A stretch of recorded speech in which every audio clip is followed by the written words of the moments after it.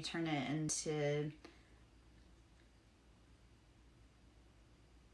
historical fan fiction. I'm sure with a definite flair of today is gorgeous. Like, these boys out here, they're like, oh, you're beautiful. No, like, write a poem. Draw me a picture. Like, fuck. I told you, I hang around talented people. Like, I was thinking about this today. I'm kind of a hard woman to impress sometimes because I worked toe-to-toe with doctors all the time, and I hung around military men, so I'm not easily intimidated, and I stand toe-to-toe with doctors when they're wrong. I was also married to a pilot, and I've dated people that were actors, that worked with, like, actors, and, like, I still call them out on their bullshit, and I'm not with them. So I'm kind of a tough nut to crack sometimes. You know what? I have plenty of men that I could send you a picture for reference. Anyway, I've been channeling the very, yes, like, okay, so here, I'm gonna just drop into weird other stuff too, is that, like, I have prophetic dreams, and one of my dreams that I had to deal with old school torture and punishment. So, like, for, the old school blasphemy with a hole in the tongue, I've had dreams, and the people that have wagged their tongue against me in modern day, it's been nailed to their mouth.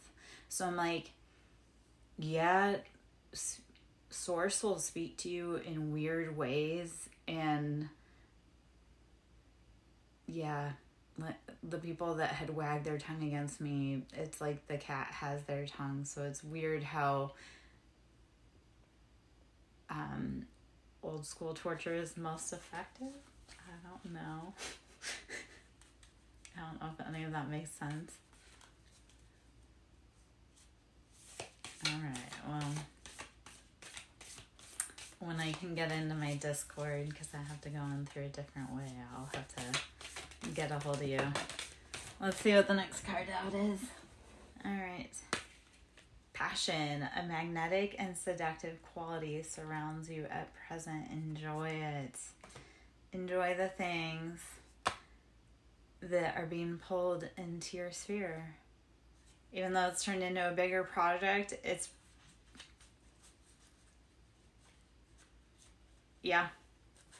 even though it's turned into a bigger project, like, it's actually going to get so much bigger, and I think it's going to take on, like, a life of its own, but it's exactly what you need. Don't make decisions based on guilt or what you think you should do. For it is only in being true to yourself that you can be true to others. Okay, you ready? Based on your big project here, don't make decisions based on guilt or what you think you should do. For it is only in being true to yourself that you can be true to others. So, if there's a fever in you and you have to keep adding to it, then do it and don't feel guilty about it. If you say, like, I can't do anymore, then don't. Okay, so if you need a big reading, we're going to schedule that, like, one-on-one outside of this. But I think you need a reading a while ago, but then I got busy and I disappeared for a minute, which I'm going to do again for a second. Hold on, okay? Maybe. Let me...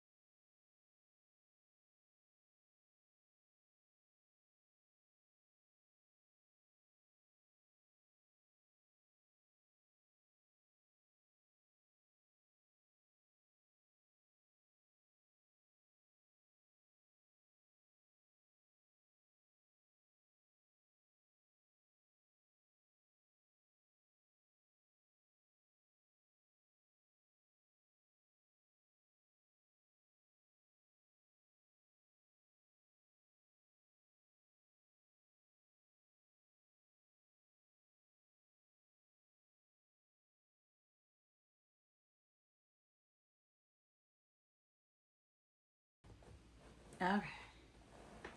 I'm back, kind of.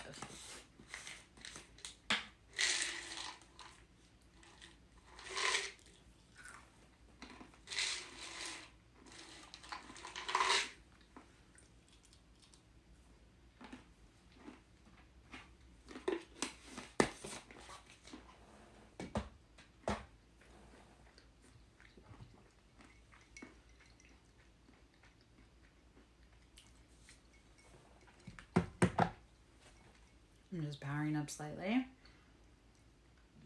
Need a little fuel.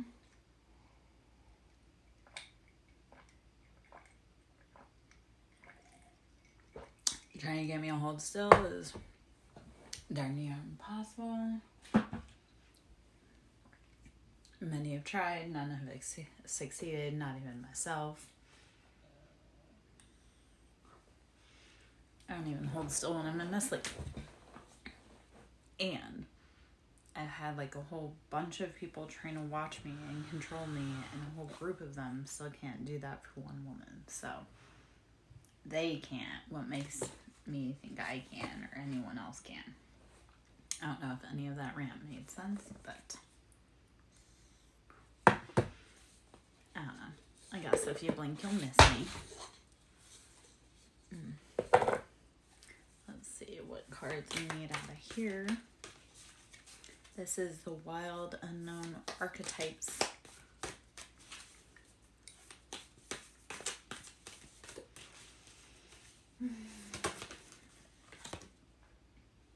The Unseen. Okay, the Unseen. How are you needing to feel into that with which you cannot see with your eyes? How are you needing to breathe and trust that everything is taken care of? When things were going really hard in my life, it was like I had to believe that there were things helping me out that I didn't understand or see, and it had to be okay. So it was like,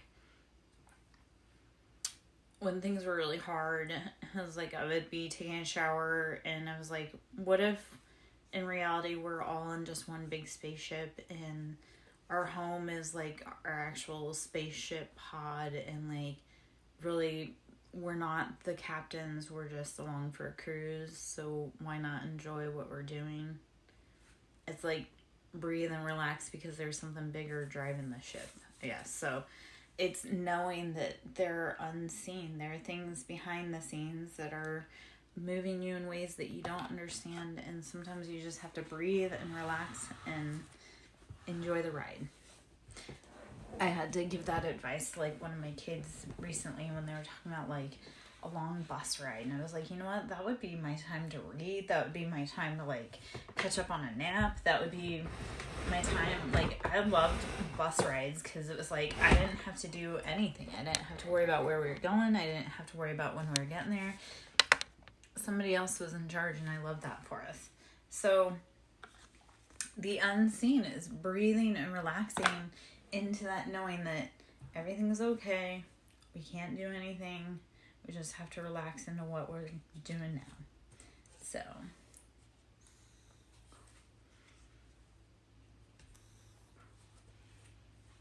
the animal, it's knowing that, again, there are forces outside of our control that we can't do anything about. And the shaman and kind of walking within the realms. The shaman is perfect about walking between two realms and balancing humanity and those animalistic, like, you have to balance the shadows and know which way to move.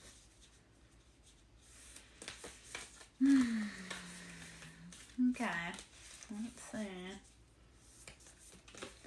So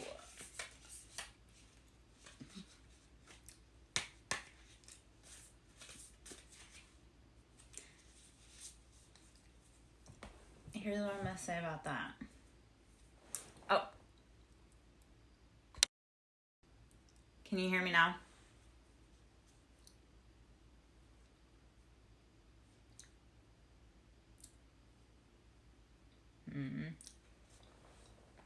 Hold on.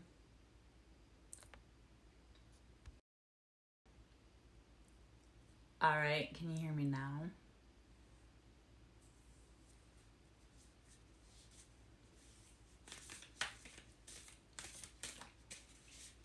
Can you hear anything I'm saying?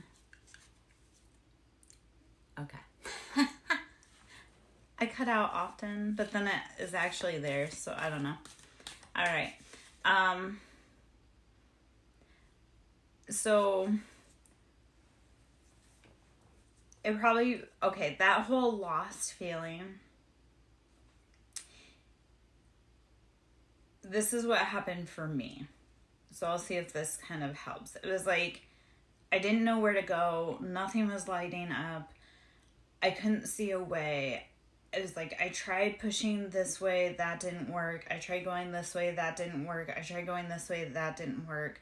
So then what I had to do was basically stop, like just sit down and let it sit for a minute. So sometimes when we're like, we can't figure out what's going, we're lost, you really just have to like sit down and think about something else.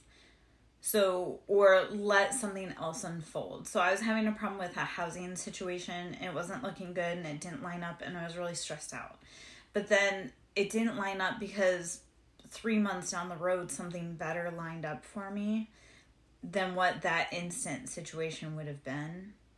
So it's knowing that it's going to be taken care of. Like, you're going to end up somewhere. You're going to end up in the best place for you in your situation. But right now it looks scary. It's like that, like in the tarot, that fool. Like the fool is that, like, I don't know where I'm going, but I'm going to step out without knowing. Okay, so look at it this way. It's a way that you can build with a new canvas, like a blank slate. You're like, I don't know where I'm going, but I know that I'm going to be intuitively led that way. So don't be scared. Look at it as like, okay, how am I going to build like a new life that I didn't see before because I was so stuck on this avenue working out? So breathe into that fear. Fear, evidence appearing real. False evidence appearing real. So fear is just something in your mind because it always works out better than you ever think it does, right? You just breathe and let it go.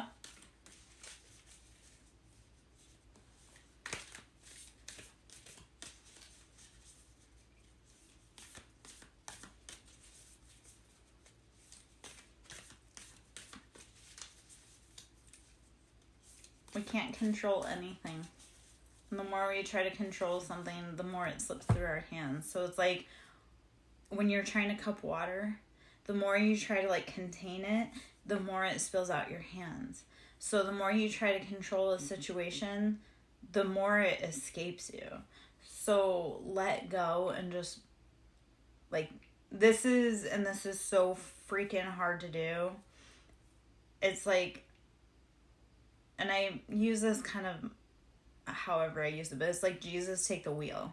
It's like, I don't know what's going on. I don't know how I'm going to handle it, but I'm just going to take my hands off the wheel and let it play out the way it needs to. Right?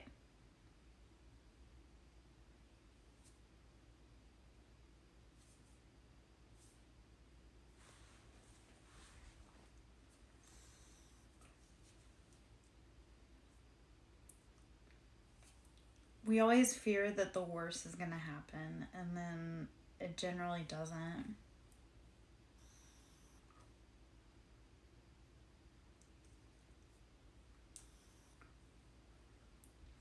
I don't take a lot of wisdom from my mom, but the one thing she did say is anticipation is greater than participation.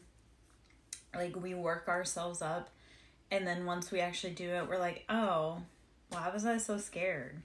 Or why did it take so long to do that? Or why didn't I do that sooner? Or sometimes it's ripping the Band-Aid off because you know the Band-Aid's got to come off. Or sometimes it's taking that step, not knowing how it's going to work out. Yeah?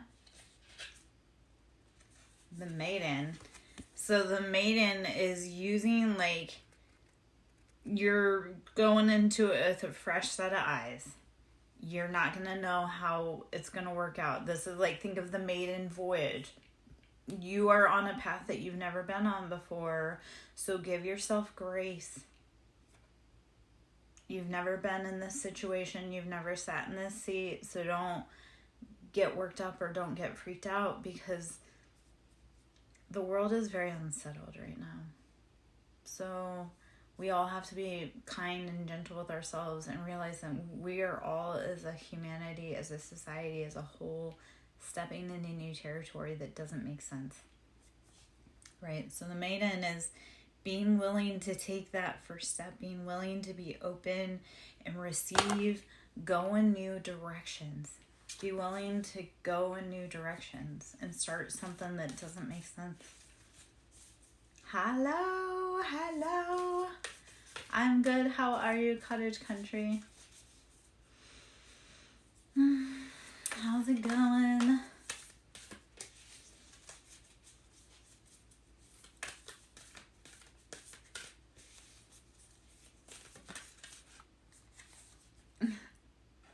The river. Let it flow through you. Let your wild horses run. Feel your emotions. You're doing okay, you think? Do you think, or do you know? Because if you don't know, let it go. Like, let it run. Let the horse run out the stable. The river. Let it flow. Let it go. Let it run through you. Feel your shit. I'm super guilty of this. Feel your shit. If you're not okay, put it down. I'm so tired of pretending I'm okay. Right? When people ask you how you are, like, I'm tired of being like, okay. I'm not okay. I'm tired. I need help. I'm broke. I'm, like this, that, and the other thing. So it's okay to not be okay. All right.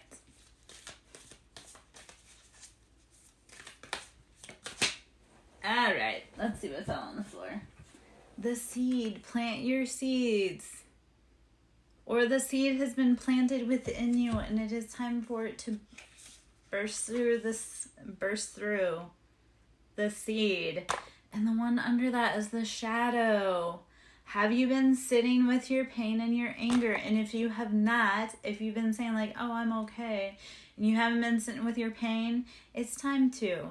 Because it is a seed and it is ready to grow. Like, it's ready to say, I'm not okay and I need change. Or I'm not okay and I want something else. I'm not okay and XYZ. Let that seed grow. Let your anger grow in the dark. When people, oh my gosh, so many people like beat me down into the ground and then threw dirt on me.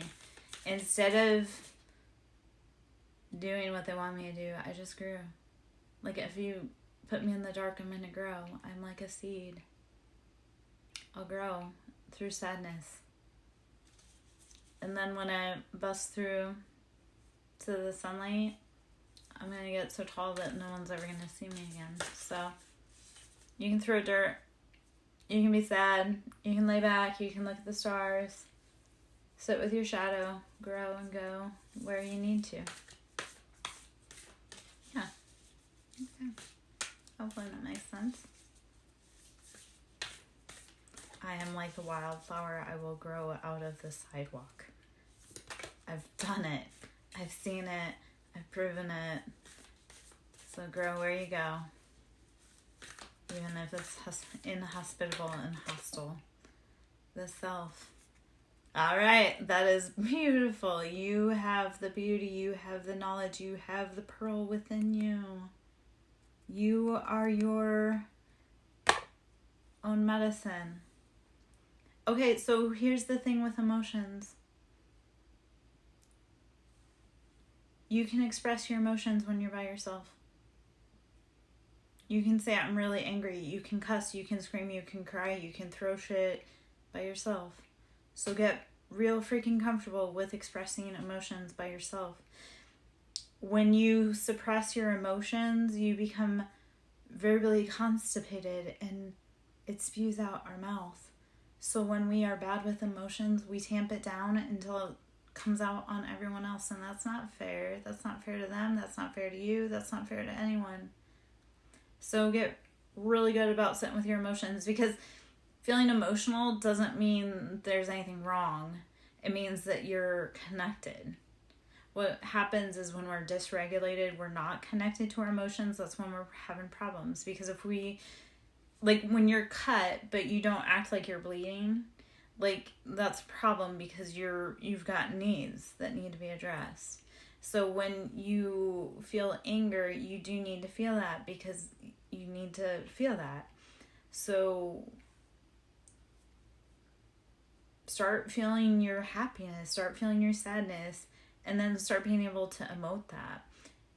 Journaling really helps with emotions for me personally. I love to journal. And I know we've talked about journaling before between you and I, and like, just when you're having a hard time with emotions, sit and just trauma dump and journal it for 5 minutes. Set a timer and journal.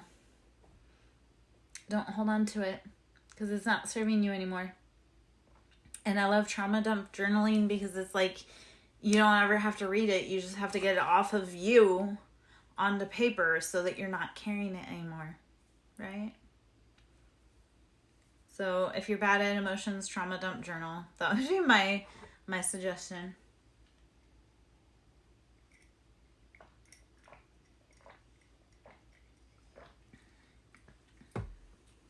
If you need help with that, I can help you with that.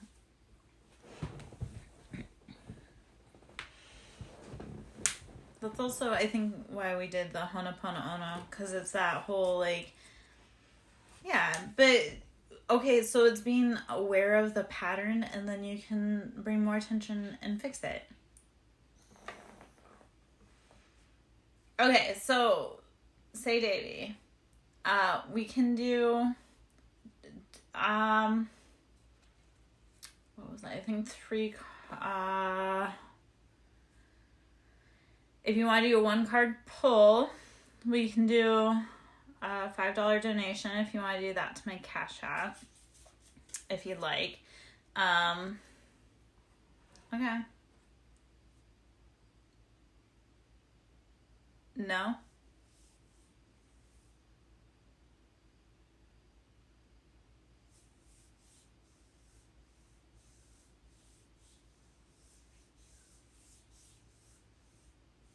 Oh, okay. So, typically, like, if it were, like, a one-on-one reading, then we would book. And I would sit down, we would do, like, a one-on-one, like, a video chat, like a video call. And that's, like, a half-an-hour read is about $45. An hour read, $75. If you wanted to do just, like, a pre-recorded, I think it's, like, $22.50 or something like that. I typically do, like, a half-an-hour read. We start half an hour to an hour. So if that's like one-on-one, and that's like we get into the nitty-gritty, you and I kind of thing. If you would like, I would love to give you my website information and or my email, and you can, it's probably best to email me, and then we can, okay, cool. So yeah, if you want to contact me, and then we can set up a reading time, and yeah, we can do all that. And if you want, texting also, but okay. Okay. All right. I love it. Like a boy, totally all over the deets. All right. Let me pull some general reads, and then I'm just chit-chatting. All right. Cool. All right. Yeah, if you want to do a read, like I say, we can do like a chat, because that seems that's easier, and then you can show me your drawings, because yes. All right. The Mystic. How are we all making our own deals? The Mystic is tapping into your own divinity and your own knowledge. The oldest deck that I have, like, that I've personally used, or oldest, like, ancient drawings.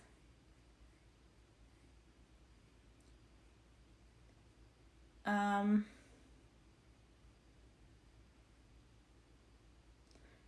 think you might be very disappointed, though, because it's not that old, because I haven't been doing it that long. I don't have that many olds. Okay, so as far as going back to the roots, I would love to do that for you. I will show you the original decks that I started with, but I have a million decks because everybody has their own vibes. So I'll probably end up bringing your request and the one that I feel intuitively fits for us best, if that makes sense. And typically, like, intuitively, whatever deck I pull for clients, they're always like, how did you know? And I'm like, I don't know. It's a gift. The oldest mess. Man, okay, if we were doing the oldest mess, we'd have to get, like, some ancient Egyptian shit going. Okay.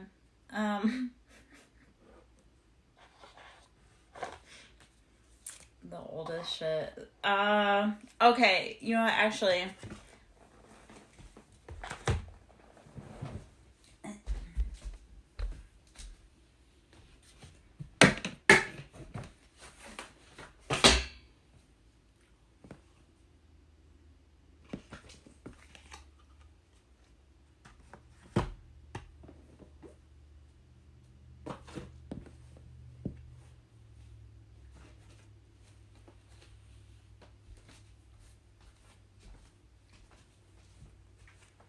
I'm going to show you a few decks really quick. Okay, so I'm kind of like a middle-aged hippie. Don't make fun of the hippies. We're the ones that's going to feed you guys and, like, you know, grow the weeds. So don't be making fun of the hippies, okay? Okay? We got our place in the choir. It is, okay, true. You don't go to family members because they are generally the biggest haters, first off. Second off, they're going to throw the results. Like, I don't typically give my kids readings, but intuitively I know what's going on in their life. So it's hard because I'll give them other ways to intuitively guide them on their path in ways that they need. Okay. As far as I think what you're kind of potentially looking for,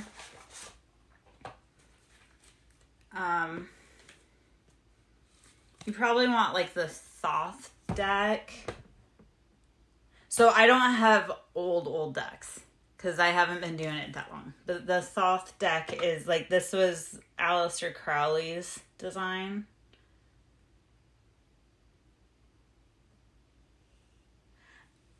Okay, so the goth chick and the high-strung, yes, they always go together because we balance each other out. Every high-strung type A control man needs a hippie chick that's going to do something wild that's going to reset his chakras.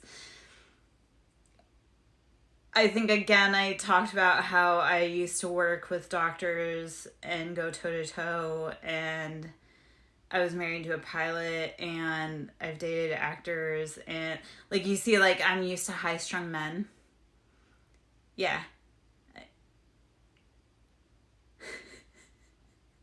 It kind of does work out, though, because we balance each other. Like, for me, like, I need a high-strung man that can be the leader, because, believe it or not, I am a hippie chick, but I'm also a very high-strung leader. So I need a man that can make me relax.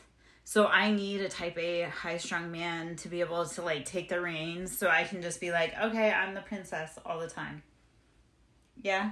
That's why the hippies need the type A, because we need someone that can, and not in, like, a overbearing way, but just know that they're competent enough to handle the reins of the ship. Yeah. Anyway, so I think what you're looking for is probably when we do your reading, we'll use the Thoth deck, the Thoth deck. That's probably more what you're looking for. But I do also have, the Demon Tarot. So some of these decks aren't ones that I use as much. That's why, like, I have them, but I'm not as knowledgeable in them. But I also have cool things like the Hoodoo Tarot as well. So these are, I have a bunch of different decks and oracles, but I have a bunch of different tarot decks that touch on different subsets, if that makes any type of sense. I know it. You know what? I love showing men my decks. I love sending them unsolicited deck pictures. It's the only kind I get to show, I guess. Alright, well. How were any of those decks for you? I need some feedback on that.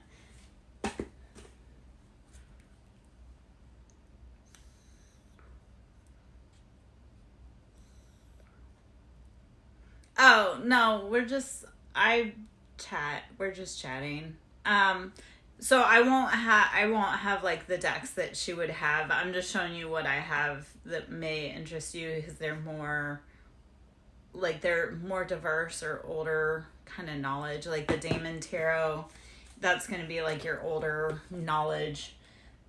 And those would be like the ones that we would do like a personal read for, if that makes sense. I know. That's why I'm here to guide you gently, right? Trying. Baby, nobody knows fuck about shit. And the more we learn, the less we know. Actually, the people that tell you they know anything are lying through their fucking teeth. So if they tell you they know they're an expert, they don't know shit. We're all learning. We're all growing. If they were an expert, they wouldn't be here. Right? Like, if I had the cure for the fountain of youth, do you think I would be here? Maybe. But nobody knows anything, my love. I promise.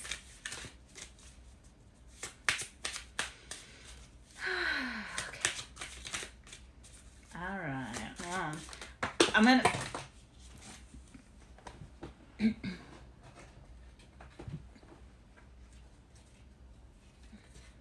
Alright. So I'm just pulling from the the Demon Tarot since I have it out.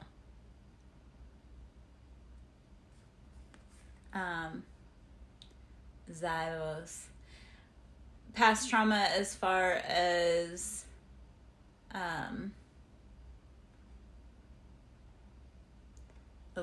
not like illuminate on that, but like I guess I need clarification on what the past trauma would be. Zybos. I can't read. Zybos, aka Syavos or Sios, is a Count of Hell in command of 3rd military units. He has a land and peaceful nature, and he manifests in the form of an armed soldier riding a crocodile. Oh. Yeah. Okay, so... Oh, gosh. Trauma affects our learning, and emotions affect our learning. So when we are in volatile situations or homelessness or trauma, we can't retain information. Like, people want to say, oh, you have ADHD. No, we were all traumatized.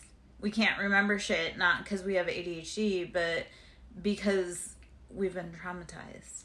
Yeah, so I think I'm going to be fair and to be honest, the whole world has kind of been destabilized, I think, for everyone since 2018. I know in 2018 I went through a huge personal trauma and tragedy, and I haven't been the same since then. And I feel like 2020 kind of escalated that. So we're all on unstable ground right now. And remember how I said part of it is like being willing to not have to know like what the next step is.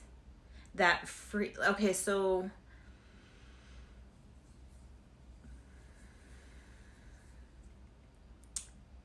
were you in the military?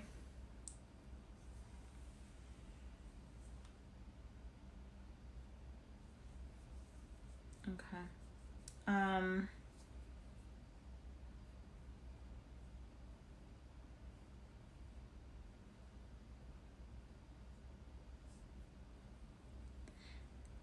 Yeah, okay, so like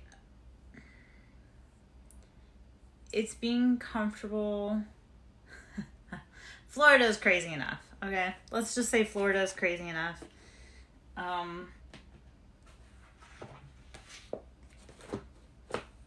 Florida's crazy enough. I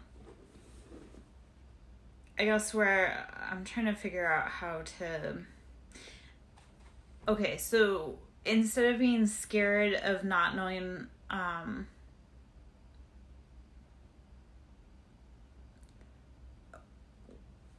when do you want to do a reading? And then...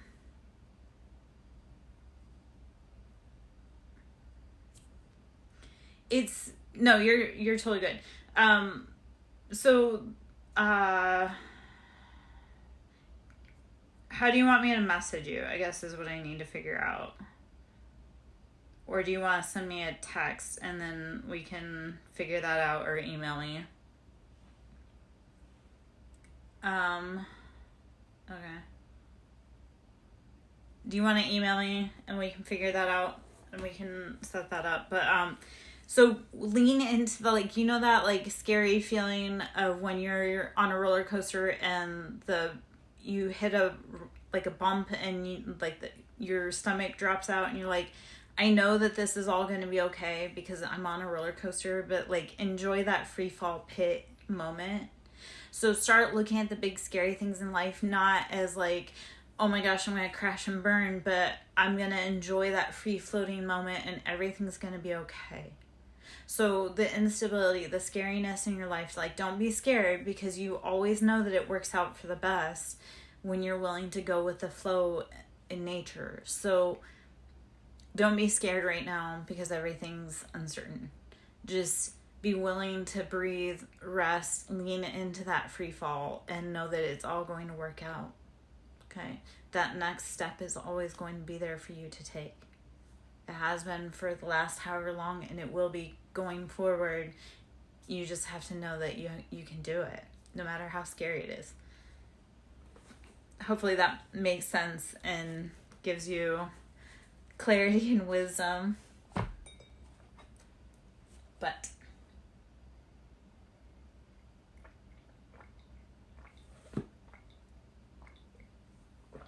hiya, Sarah. How are you? Come on in. I'm glad to be back. It's been bananas. Whew. Oh, okay. Thank you. Make sure you send me your email or some way that we can connect. Email is probably the best, or like I say, a text. Okay? And that way we can set that up, my love. Cool. Just make sure you send me your email or text, like your phone number, so I can contact you. I'll try to hang out, Zara, and we'll get you situated, my love. Or I'll catch you next time too. Hopefully it's been well in your neck of the woods. I'm gonna start putting some. I'm gonna put some. Ooh. Let me write that down really quick. And then what time zone are you in, my love?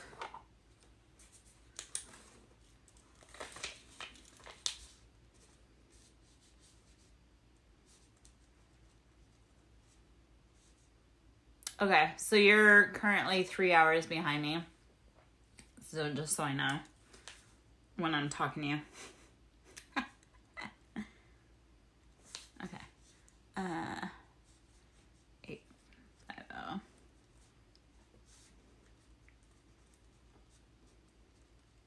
Okay. All right, my love.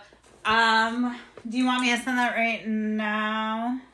Or I'll do that when I get off stream. I will send you the email. We'll get that set up and we'll go from there. So I will talk to you probably tomorrow. I'll send you an email tonight. I'll talk to you probably tomorrow. All right. Safe travels. I'll catch you later. All right. Be safe. Especially on the West Coast. Oh, that's right, because you're like Nevada. Hello, how are you, Mordecai? Come on in. Let's see what energy we got going on tonight. Ooh. Okay. I'm dropping cards on the floor. You're gonna see me contorting, kind of. It's my energy. I drop shit on the floor all the time. I don't need help. You know, though, I'm a natural flirt, so of course when there's men in the energy, I'm tripping all over myself. It's Libra. I don't even, like, just being kind, people think I'm flirty. I'm like, no.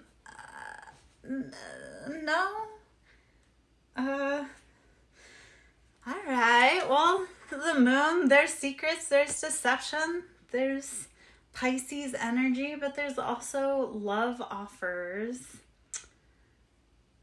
in the energy.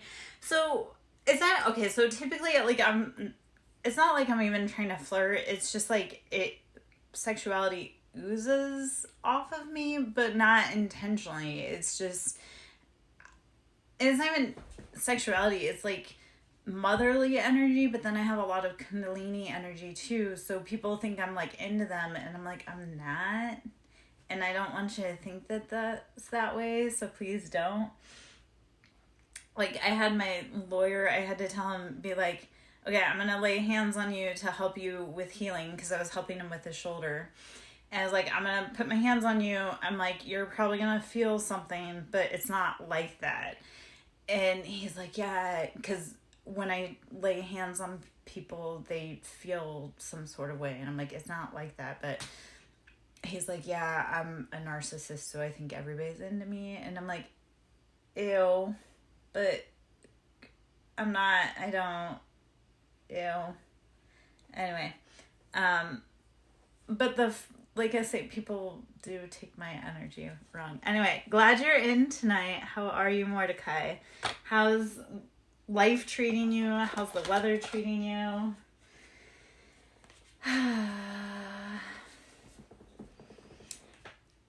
I will tell you that, okay, so with me, so I'm a Libra, and people fuck around and fall in love, and that's problematic because I don't typically catch feelings for people. So people think I'm flirty and they think I'm like in love with them, and I'm like, I'm not. But all right, any big plans for the evening or just unwinding?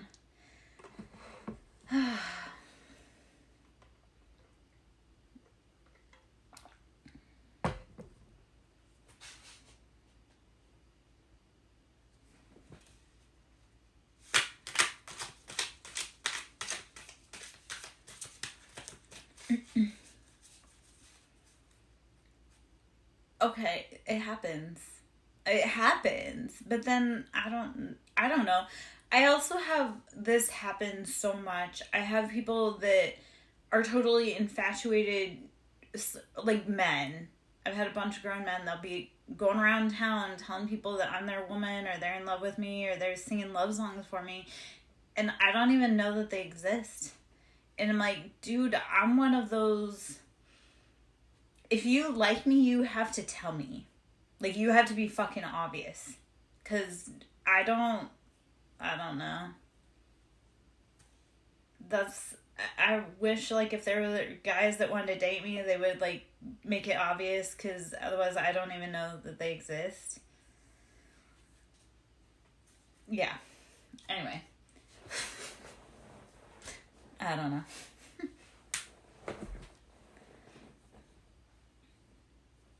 right, well. Yeah, like, I hate when people are like, you know I liked you, and I'm like, no, I didn't, but okay. Sorry about those feelings, bro.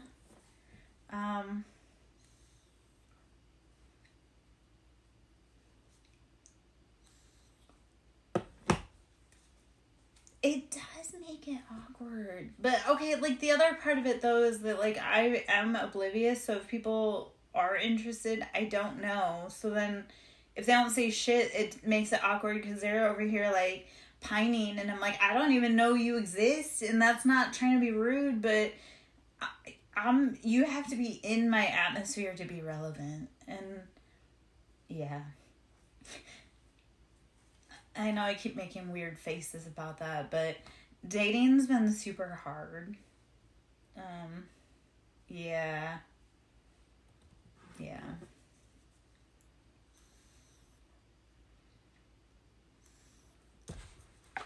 Ooh, I almost did a whole...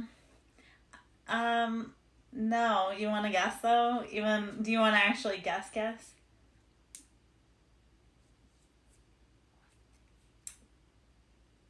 I think we talked, because my age might actually surprise you.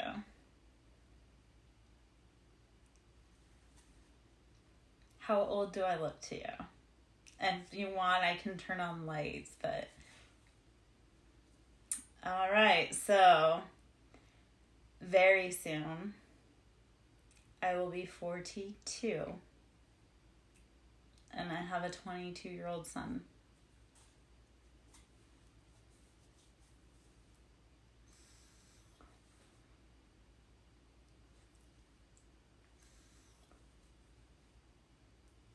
Okay, so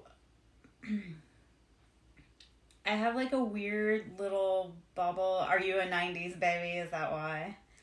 I have like a weird little bubble because my parents were hella old and my siblings were hella old. So and then my nieces and my nephew are hella young.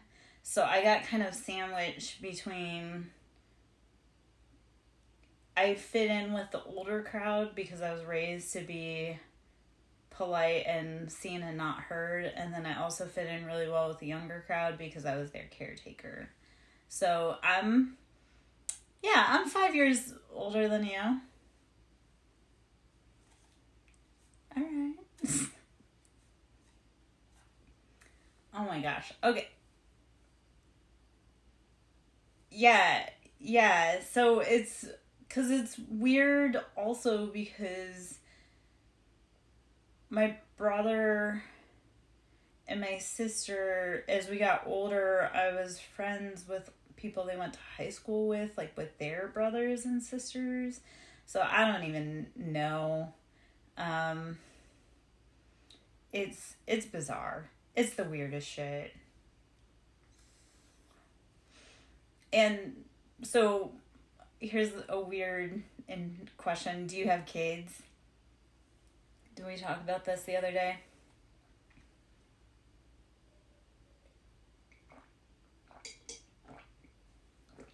Okay, so I had this weird little situation happen.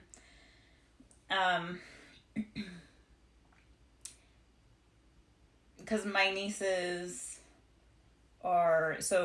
we're all 10 years apart. So my sister's 52, I'm 42, my niece is 32, my son's 22. So I was friends with my nieces and stuff like that. The weird thing is, because I'm younger, like, dating got weird because I have younger guys that are interested in me. So I don't know. That's been a weird situation because my nieces and my nephew and my son all look at, like, when I'm dating and they're like, oh, it's so weird you're dating someone young. And I'm like, it kind of works. It kind of doesn't. I don't know.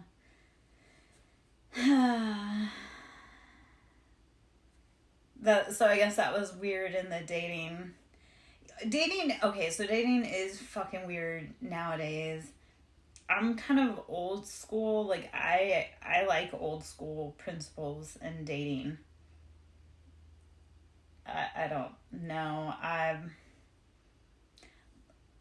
gonna go. Okay, can you give me like 5 minutes? I'm gonna go take a quick tour and grab a drink so we can, and not like an alcoholic drink, but I'm gonna go get tea or soda or something because I'm just in a mood to chat. So I'll hang out as long as you want to hang out, but give me like a reset minute. Hold on. So we'll just say this is adult ADHD, and I can't sit still for shit. So the fact that I've been sitting still for an hour and a half on a stream is amazing.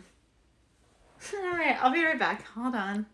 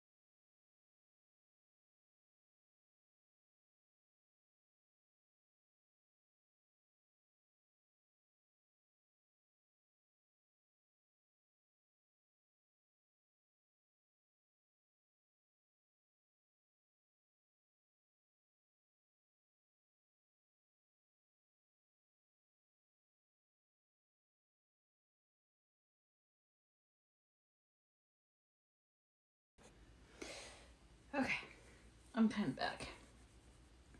Kind of. I'm cold, is what I am. I don't want a snack. Because, yeah. How was your mini sojourn while I was journeying about? Oh, it was like 5 minutes. Okay, my ETA was good this time. All right.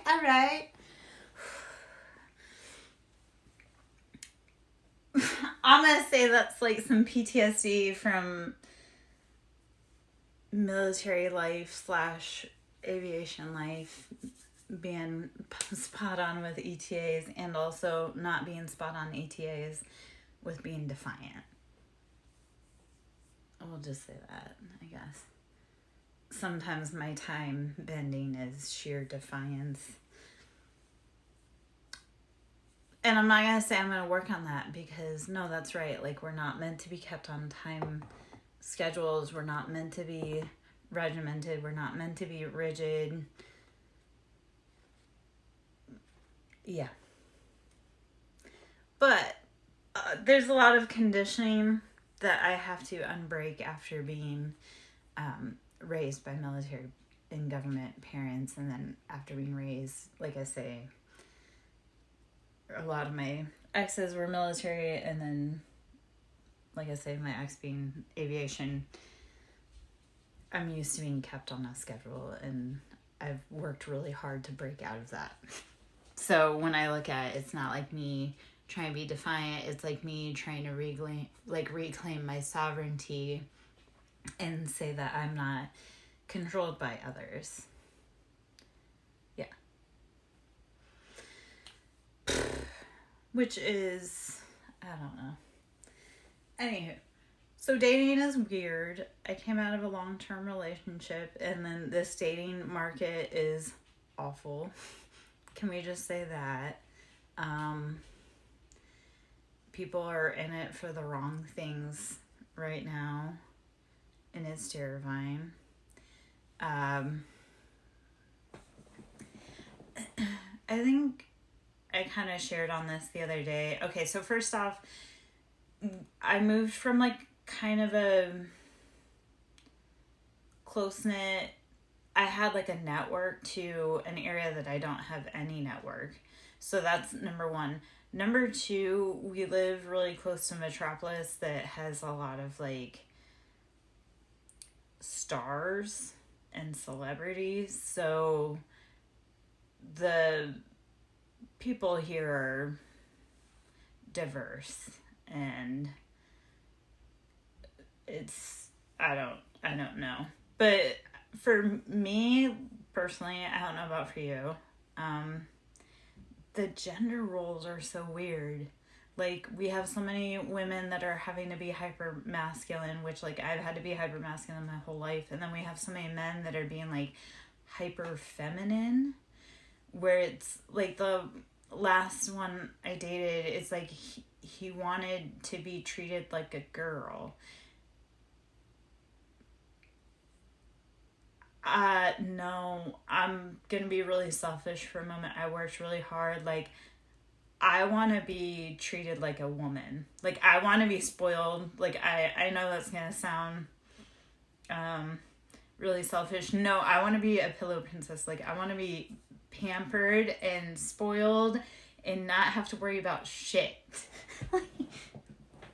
If that makes sense. Like, but yeah.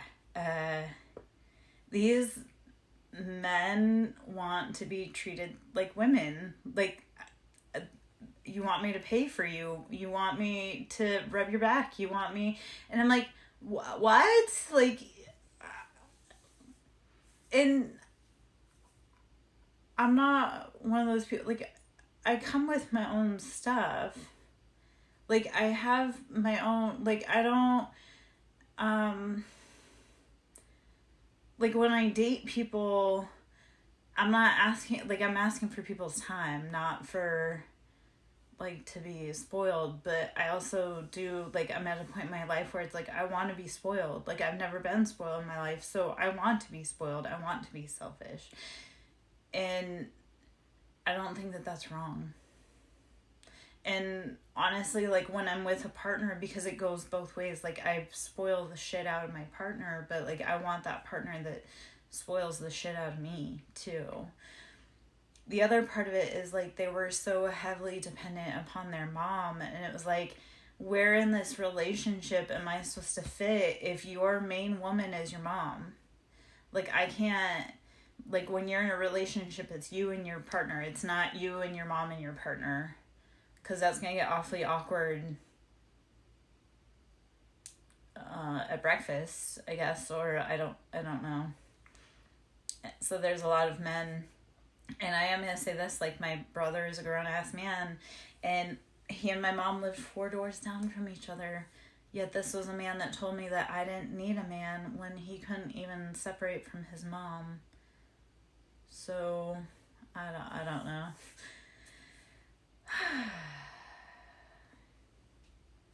I don't know.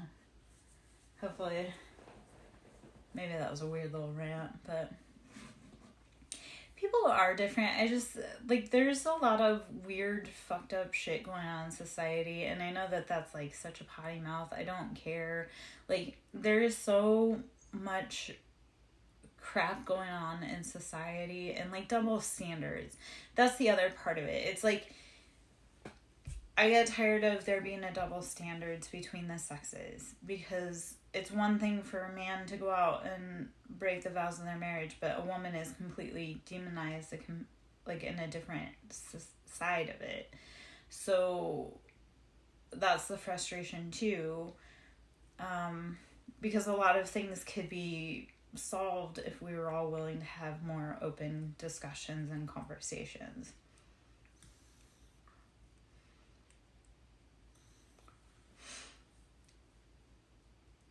Yes.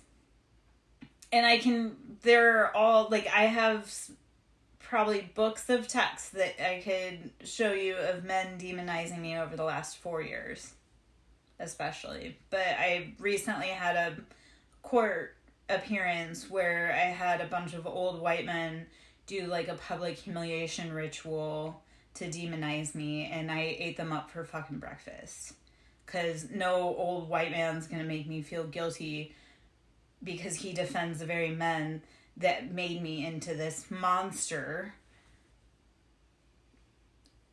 So, people that try to demonize me, I tell them one of these, because I'm like, you don't know who I am, you can't live with what I've been through, so don't think you can sit in my chair and tell me how to live my fucking life. Right?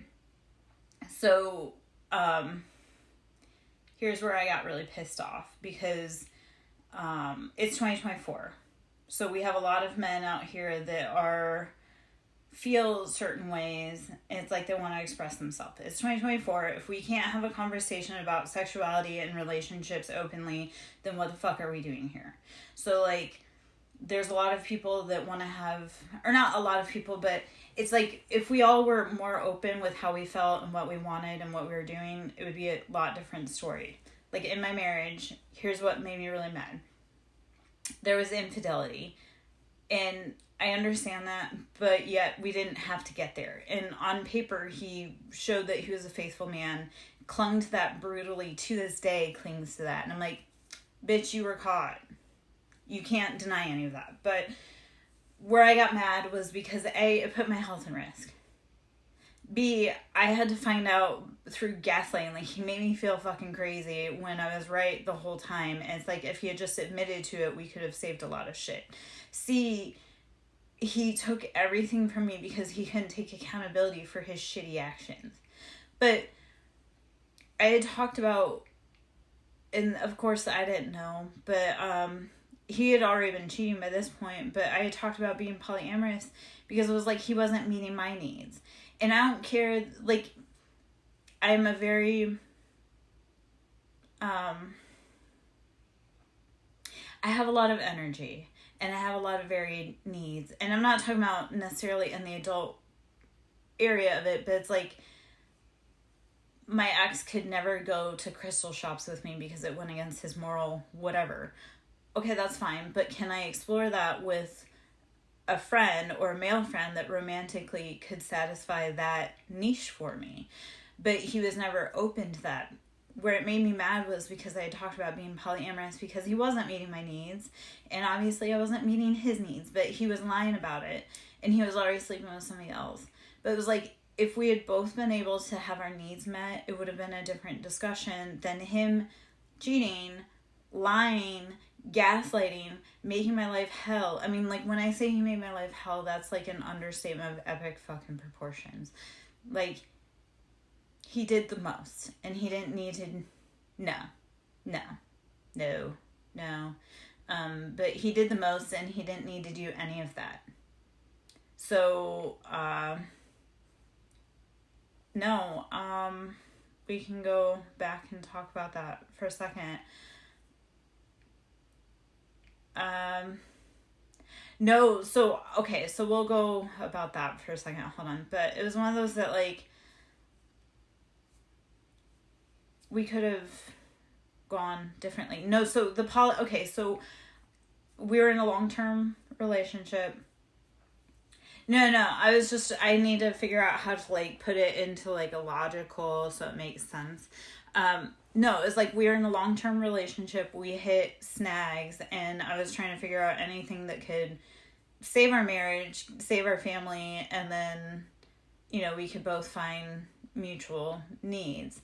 So he had been cheating for at least a year before that. I had no freaking idea. I was working full-time, but I was also, like, the full-time mom, caretaker of the house, medical, like, I was full-time mom, full-time employee, full-time wife, while he was off around the country sowing his fucking wild oats with coworkers and drinking and spending money on women and cruise and booze instead of the family, while I was expected to take care of all the family, be everything. So he wasn't meeting my needs. I wasn't meeting his needs, but I didn't know that because I was so buried under taking care of everything and everyone.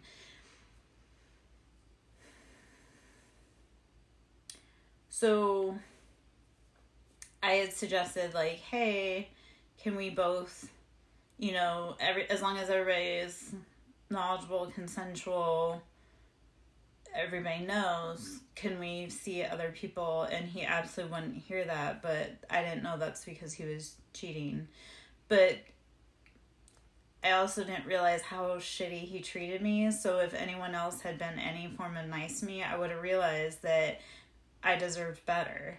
Like, that's everything that fucking came out. I realized I deserved better. I still deserve better. Like, I gave that man everything. We moved across the country to help support and grow his career. And then right as he was about to transition into big boy money, he decided to leave his family. Oh, but he came back to get his kids so he can play house with a new woman. But he wouldn't be sitting in that seat today without me. I was the one who kept it all together so that he could live out his wildest childhood dreams.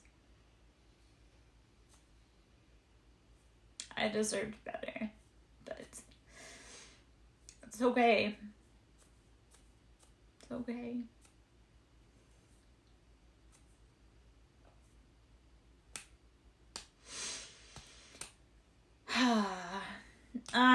Shit. Well, you know what?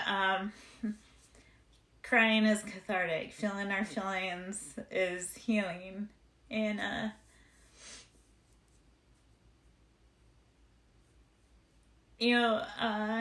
I do too. I laugh at fucking funerals. I say the most off the cuff shit at the worst times, but that's, life is full of happiness and sadness. So how do we ride the waves? And how do we feel our feelings, and how do we let it go? Yeah, so it's trying to be gentler and deal with trauma, not in horrible ways. Like, how do we tame our demon, tame our dragon?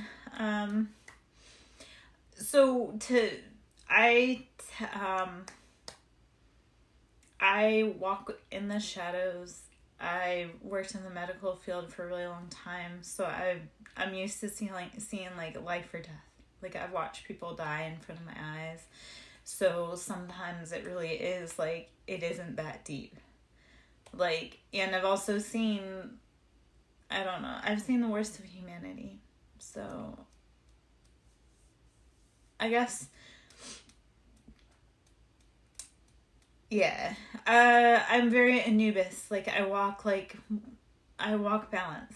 So I'm very Anubis. Like, I deal with shadow and death and heaviness and like that doesn't bother me. And I also deal with light and happiness. And so I carry both. And I think that surprises a lot of people, because I have just as much of a mean side as I do a light side. So for as healing as I can be, I can also be as destructive. So it really makes me mad though when people disturb my peace, because I'm like, you don't understand how hard it was to get that peace. And to disturb it intentionally when you know how hard it was, like, you deserve every ounce of pain that I'm going to smash you with. So, yeah.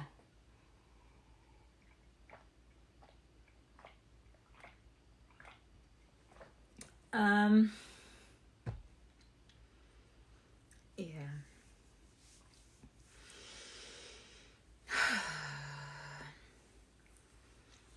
Yeah. And it's knowing when to carry your shadow and when to carry your light. I'm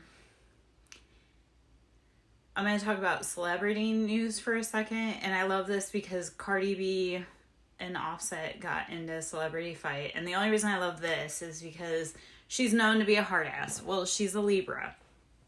And the thing with Libras is that we're known to be passive aggressive. And what it really is that we see the light and the dark in people, and we will let people be. We'll let people have a fun time until you push the wrong button, or until you come for something that we feel strongly about or love. So like whenever Offset had tried to come for everything that Cardi had kind of worked for. Hey, Zyra. So Offset had tried to come for everything that Cardi B... Oh, pizza sounds amazing. I had Chinese earlier, and I had some pasta salad. Anyway, Offset tried to come for everything that Cardi B had, and Cardi B was like, no, man, you dogged me the whole time. And he tried to go after her, and then she came out with the most off-the-cuff shit, and I was like, good for her. Because if you're going to come for a Libra, like, we let a lot of things slide. If you're going to come for us, we're going to make it hurt. Because you shouldn't have. You really shouldn't have. So, yes. What kind of pizza, Zyra, did you get?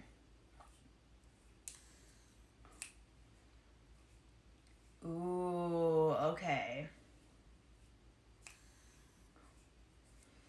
So I'm very strong and protective of my family. You also have to know, though, when your family is actually the biggest hater, and when they are not working in your best interest. Because I had to learn that the people that I was protecting were actually the people that were hurting me while I was protecting them.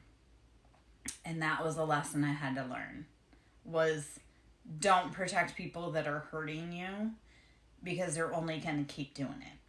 And I know that's not... Happy birthday! Okay. Well, happy birthday. I love that for you. My birthday is in 3 days. So... Okay. Alright. Okay, so...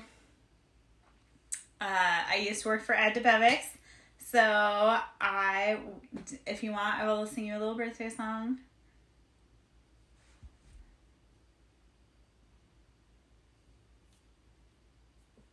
Because, I don't know if you ever heard of Adibetics. It was like a 50s style diner. We used to dance on tabletops and be rude to customers, and it was craziness. But anyway.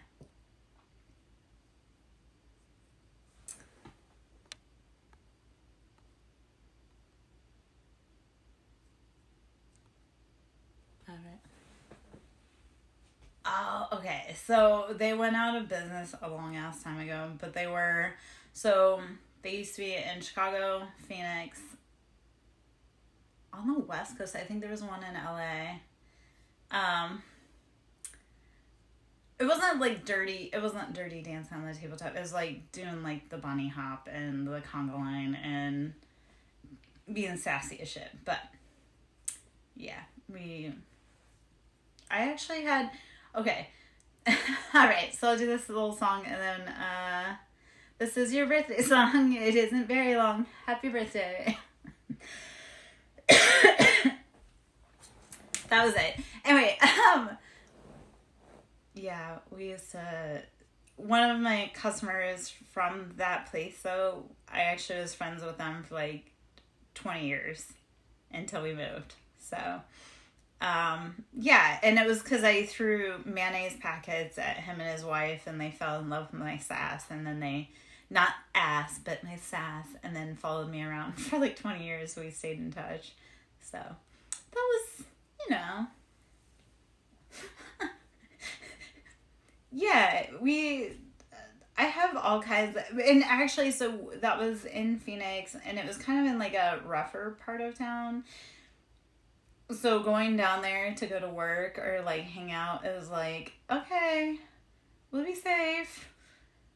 I don't even know how many people went missing when they went down to that part of town.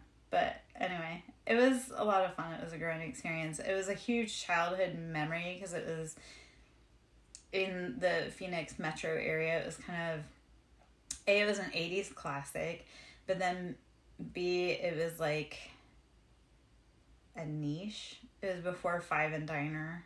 I don't know if you know Five and Diner at all, but anyway. Oh, that's right. I forgot. You're a 90s baby, aren't you? Hey, I look good dancing on tabletops, Mordecai. We're just going to say. I know you're from 87. I'm talking about Zyra. Because I think Zyra is 90s. If I remember right.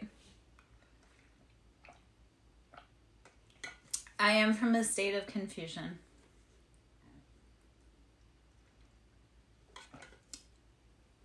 Originally or currently, I guess. Which state would you like to know?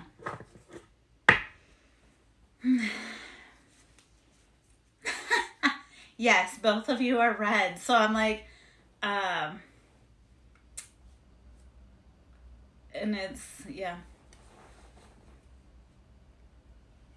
I can tell by the length of your names, but because I'm old and my eyes, you know, it's hard to see sometimes. I was born and raised in Arizona, and then I moved easterly. I'm going to keep moving east until I'm out of the country. I'm older than I look, Zyra. Let's say it that way. The threshold. How are we stepping forward up to the threshold even though we are scared? How are you stepping forward even though you do not know what's coming for you? I cannot handle the heat in Arizona. I can't even handle it to go visit. And honestly, I can't do Michigan either because I don't do cold. So kind of where we are right now is good, but I won't be here forever.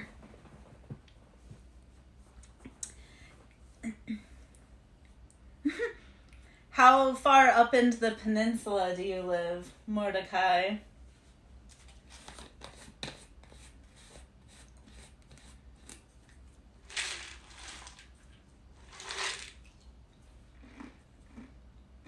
And Zyra, didn't you say you live down towards LA? Okay. My former mother-in-law was from Michigan. And actually my former father-in-law was from Michigan too. See, okay, I didn't love, oh, nice. Okay, you know what? We may have to, like, at some point find a way to, like, meet in, like, a great location Freaking, I miss California. I didn't actually fall in love with nature until I moved away from Arizona because it was too hot. And honestly, I don't love California because it's traffic. I'm very princess. And that's okay.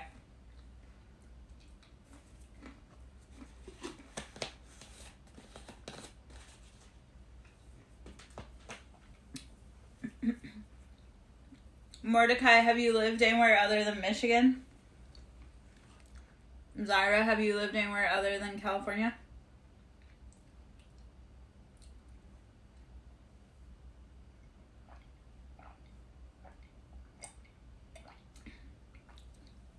Do you ever want to? And Zyra, it doesn't matter what time. It's always traffic. There's always traffic in California. Okay.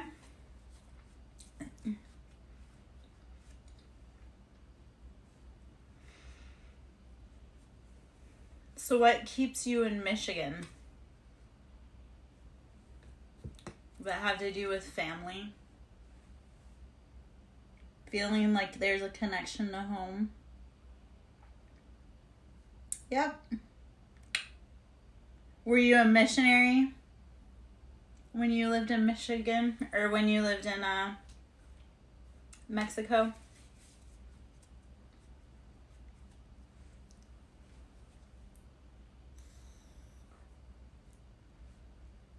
Oh, Zara, sorry. When you lived in Mexico, were you in a mission?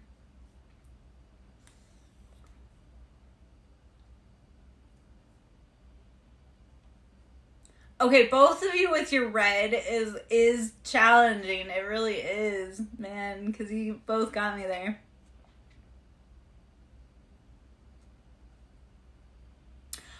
Okay. Okay. All right. So the challenge that comes is, how do we start stepping away from our family and our family unit and finding ourselves? Because when we don't move away from our family, we don't truly come out of our shell. And once, I'm going to give you a little secret. Once you move away from your, like, home, you can't ever go back. And you think, like, oh yeah, I'll go back to visit. No, it just always feels so constraining. And so just, you're like, it's like being a fish in a tank and then realizing when you get into the lake that you are being kept small because you were in this tank. Yeah, okay, so I do breath work, somatic workouts, yoga, a lot of Kundalini yoga, meditation, so yeah.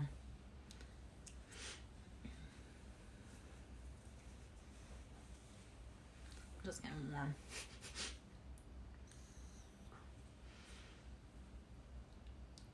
What I love though too is, like, everybody's always like, yoga's not really doing. Okay, hold on. Let me reset myself. It's the okay. So it's the tortilla blanket. My tattoo artist makes fun of me for the stinking blanket because when I go get certain tattooing done, it's my friend. It really is, because it's comfortable. But I'm one of 2 other women that have it. So when I see the women that have it, and I'm like, okay, I see you in my tribe. We'll be bundled up together on the couch. We'll be like, tortilla tribe, unite. Okay, so being that I come from Arizona, Mexican food is the bomb. Like, tortillas are life. My brother's girlfriend, when we were still on talking, she was Hispanic and she made bomb ass food. So, of course, I would have a tortilla blanket. Of course, that would be my tribe calling. I'd be like, oh, yes, tortilla blankets. I see you. That, and when we moved out of Arizona and I lost all of this weight, I lost all of my insulation, so I get cold really fast now. So, you can always find me with blankets and jackets, and also trying to take off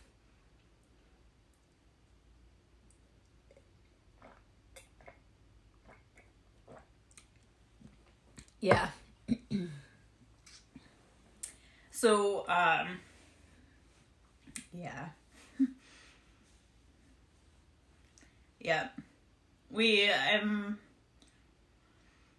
probably have closer connections than you realize. Like, that happens with a lot of people when I start talking to them and I'm like, oh, I know so-and-so. Or so-and-so, I know so-and-so. So it's really weird how the web starts closing and you're like, we actually all know each other sometimes, which is terrifying. Yeah. I will say, so, well, and I keep saying that too, but my kids had spent a year in Phoenix on the west side with my brother and his girlfriend, and they got to see, it is very synchronous. The kids got to see, like, a different side, being around, like, heavily predominant Mexican heritage and Mexican population, and then living with my brother's girlfriend, they saw a completely different way of life. So it was a challenge because they were in a rough environment, they were around rough people, they were in places that they wouldn't have normally been in, but I love that they had that cultural experience. So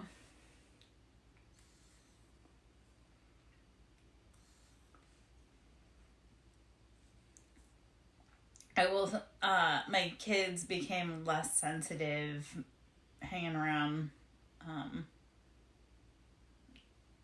different ethnic groups, I guess.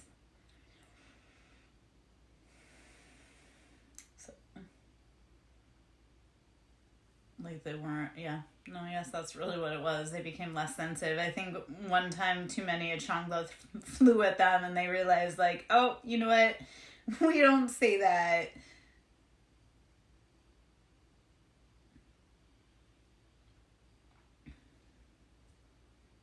I mean, they got different beatings in my house. It was, yeah, yeah. For me, it was like the wooden spoon, but that's because, that was my mom. Yeah.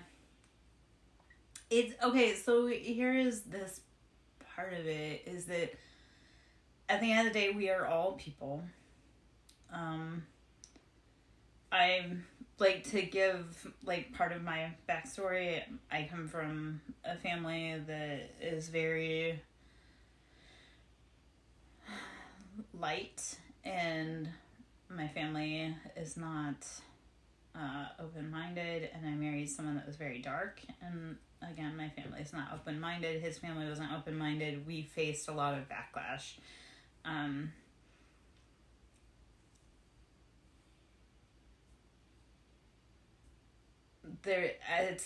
It's 2024. We're still fighting over the color of skin when we really should be more focused on the fact that we are all humans and we are all suffering and we're all having a hard time and we all need help. I don't know if that I don't know.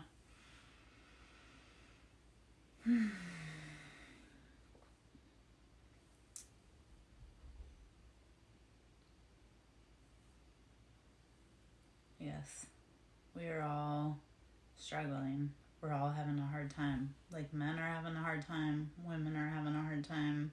Like, we're not all having a better party than anyone else. We're all struggling. Yeah. Yeah. Yeah. I guess.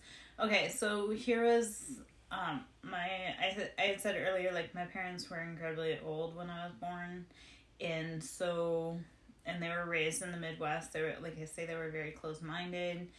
His family was a little bit older in age, but still they were raised in the South, and they were very close-minded. And when I had children with him and when I married him, it was done with love. It didn't matter what, he could have been purple with brown polka dots and horns growing out of his skin. Like, I loved him, and that was what mattered. It didn't, like, I wish people would realize that we are all one, and we all, like, one, like, to use a drumline reference, one drum, one sound, or one band, one sound, or I don't know.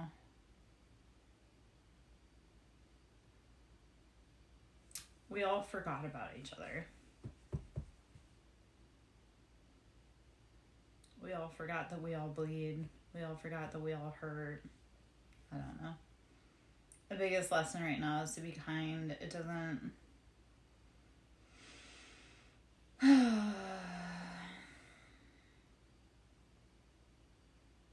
don't know. The other challenge that no one really realizes, and why we do truly need to start blending, I guess, is the human race is dying out. We need genetic diversity. That's important. If we're so stuck on, like, we can't, like, intermingle, we're just going to die out. So we really do have to be working together and realize that one hand washes the other, and that we're all human.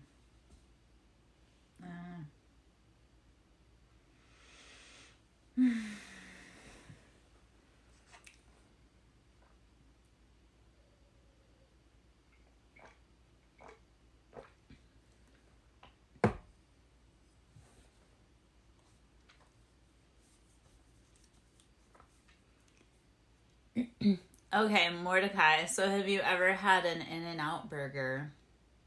If you're from Michigan, have you ever had In-N-Out? Because that is something I miss from the West Coast right now.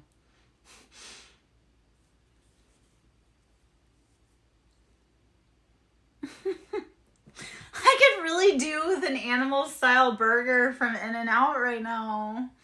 That would be amazing. Ah, okay. So, you know, but the thing that Zyra wouldn't know unless they've been to the West, or unless they've been to the East Coast or Midwest, would be like White Castle, because, you know, that's like its own. Okay, Culver's ain't shit.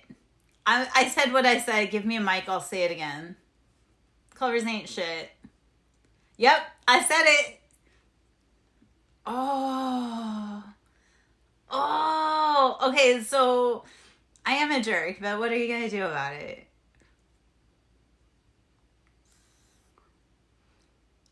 Do you have Freddy's? Have you tried Freddy's? Okay, so remember how, okay, so we're one of those that I will take the bus straight to hell. Freddy's is a burger joint. It's kind of, if you had one close enough, it's kind of similar to In-N-Out. It's about as close as you would probably find to In-N-Out without actually going to California or the West Coast. But Freddy's is a burger joint. And don't say Five Guys, because I have a horrible story about Five Guys. Freddy's is about comparable to Culver's, though.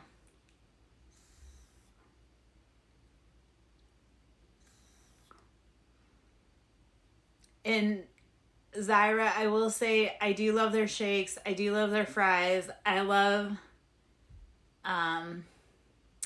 do love their burgers and their animal style burgers.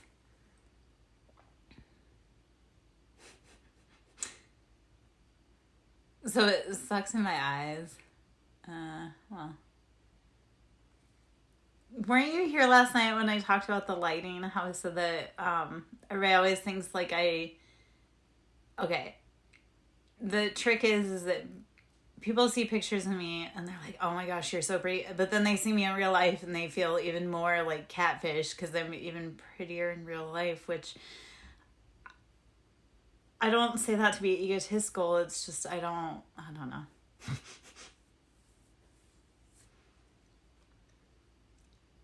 I can turn off all the other lights and turn on the big light so you don't have to be, so my ring light doesn't freak you out there.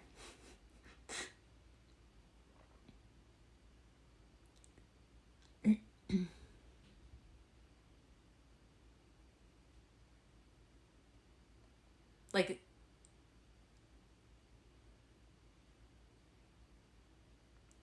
yeah. Do I have to sit back? No, I'm just saying, like I say, I can turn on all the big lights and everybody can see. This is not smoke and mirrors, this is not sorcery, I promise.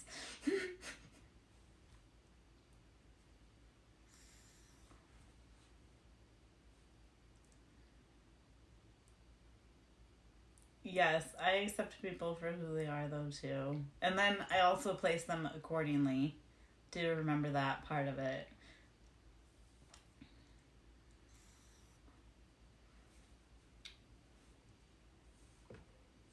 Yes. Oh, okay, you missed that part of it yesterday where I said my whole vibe is like the cozy library vibe.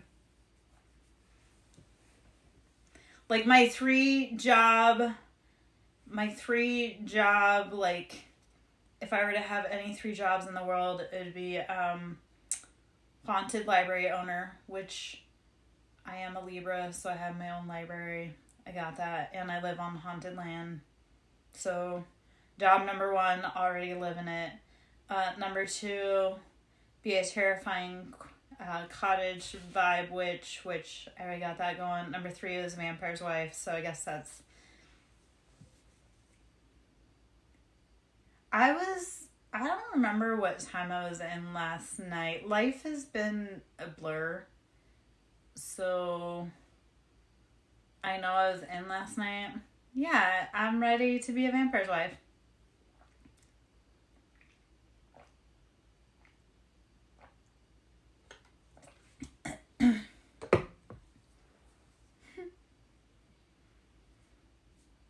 And I bite back, though. And my ex kind of was a vampire, so it has to be mutual reciprocity. I definitely have vampire aesthetic. And I bite. And if I really like you, I bite you really hard. If I don't bite you, I don't like you. And that's just that fact. So, yeah. Yeah. It depends, though. It depends because, like, have you met someone who actually... I don't like cold. And, I don't like cold. I'm weird about blood, but I love bite. Like I say, it's if I really like you.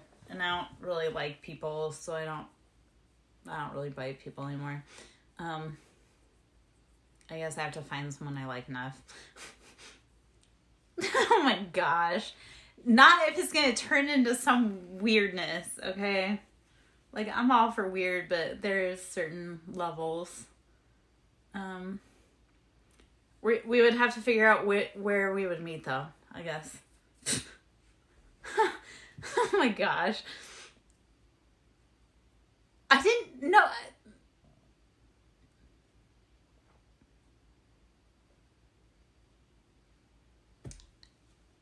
I don't even know. Yes, I got a dirty mind.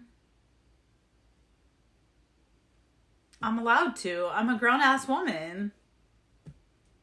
I've been pregnant 4 times. I've had 3 kids. I know how to get there.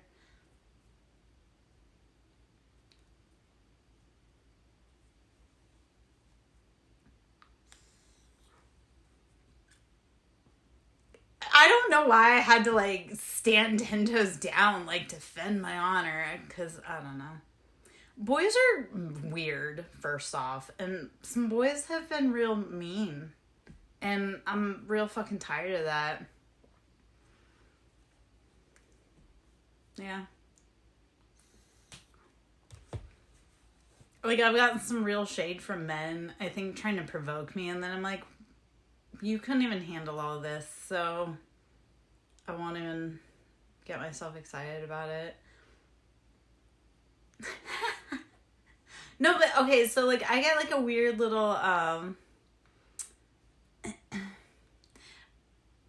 I'm bossy and dominant. Yeah. It's weird. The more thug someone is, it's really, like, the more they need to be treated like a baby. So, I don't know. Take my crusty exterior as me just trying to have protection. Yeah. Yeah. And my name means citadel, so I keep my heart guarded really, like, closely. So, yeah. And remember more, like, I'm gonna say this to my testimony. I go toe to toe with really cruel and mean people and don't crack. Like, I've been yelled at by neurosurgeons, I've been yelled at by trauma doctors, I've been yelled at by orthopedics, and those guys, orthopedics. So, I don't know, I hold my own. So, it's all playing. I don't really like you, I just don't talk to you. Yeah. No, I'm tough when I have to be, and I'm soft when I have to be. But I prefer soft, but yeah. You would have had to have met my mother to know why I have, like, a weird exoskeleton. But I do keep my heart, like, very tightly guarded. My ex, for as long as we were together, and as much damage as he tried to do, he couldn't truly ever get through to my inner layer of my heart. And we spent a really long time together. So, I don't know. He did and he didn't, if that makes sense. I laugh at his bravado, but he really didn't hit the mark on trying to break my heart.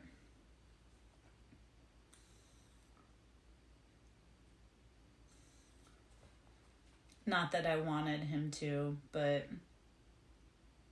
I just keep people at a really far distance. So,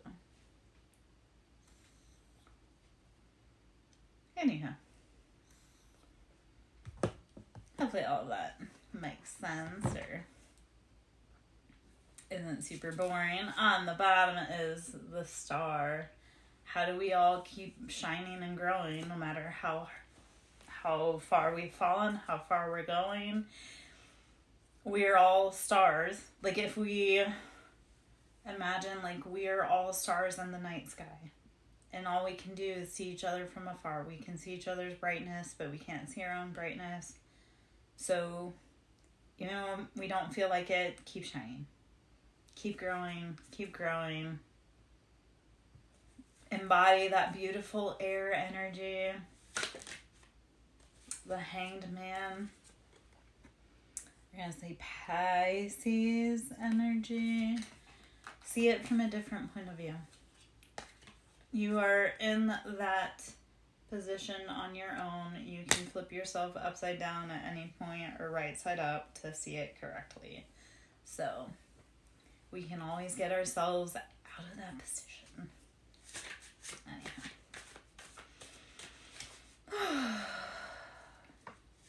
Okay, well, that was some heavy energy to clear through.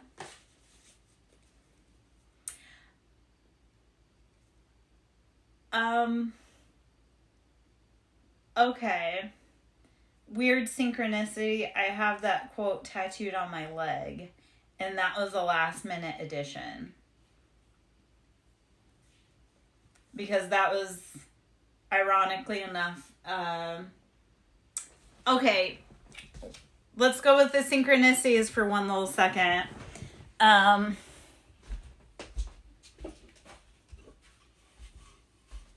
Because this was one of my birthday presents, and my birthday is coming up in 3 days. This was one of my birthday presents. So, and then, like I say, I've got that tattooed on my leg, which I can show you my leg, but it's kind of a challenge, but I can just show you. I have all kinds of tattoos. I am all tattooed.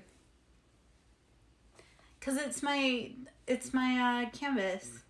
When I can't use my voice, because as a female, our voice was taken as children. We were told to be seen and not heard. Because I couldn't vocalize how I felt, I had to show it on my skin, because that was the only way that I could express my story. The leg is, oh, the leg.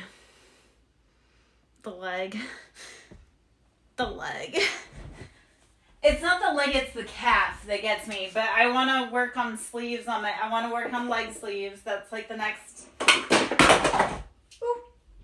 that's the next adventure, I think. Actually, the next adventure is to do my other side.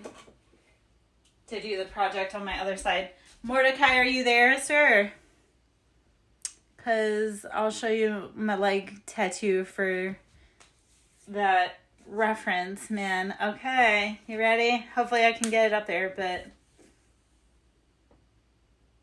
if you can see it. I'm showing you the quote, but it's hard to see probably. And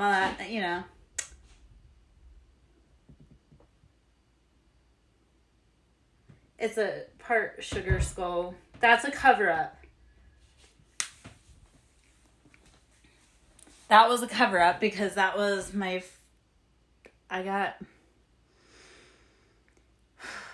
have a million bad stories. That was a cover-up, and she took over 10 years to cover up, and she sucked both times. And that's, yeah. Oh. If I could, yeah.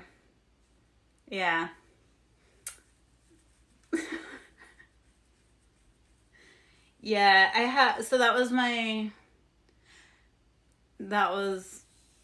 I'm trying to think if I've had anything else covered up.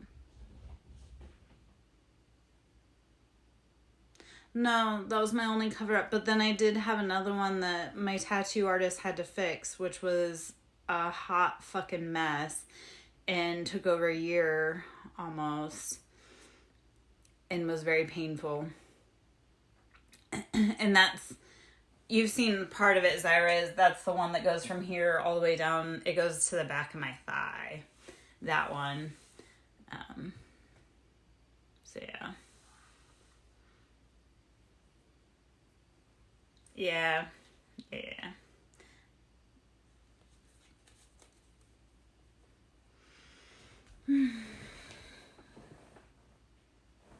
Okay. I have, okay. I love to have other people do my tattoos because that's their specialty.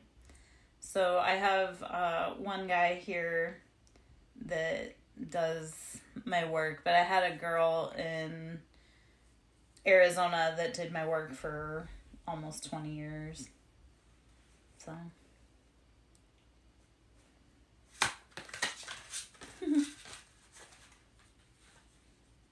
So, why I complain about that calf tattoo is because that was the one that I got so much tattoo fever on.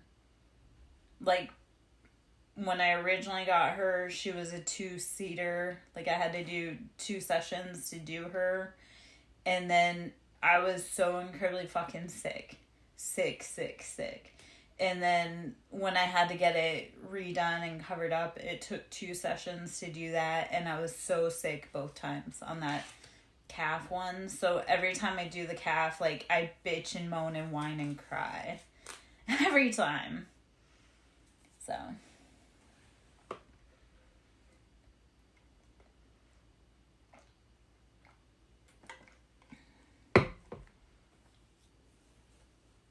Yeah.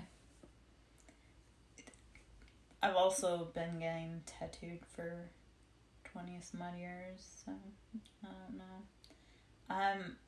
Zyra, do you do professional tattoos or just at home?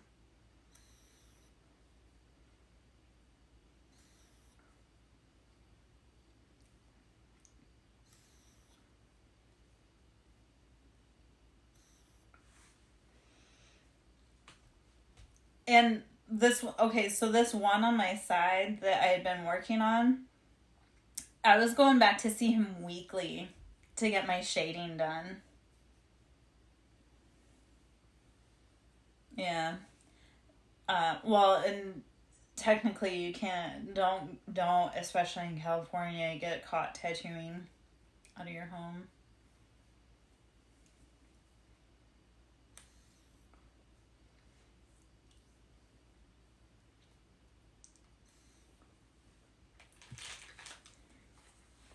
Well, like, here in the state that I'm in, they need, like, their tattoo weights are sometimes insane. Like, some of these guys, they have, like, months weights. So, yeah. Just the biggest thing is safety, cleanliness. That's in good work. Like, the guy, what makes me really upset about the tattoo that I just finished and that was really messed up, he was a professional. He had been doing it for years, and he fucked up my lines really bad.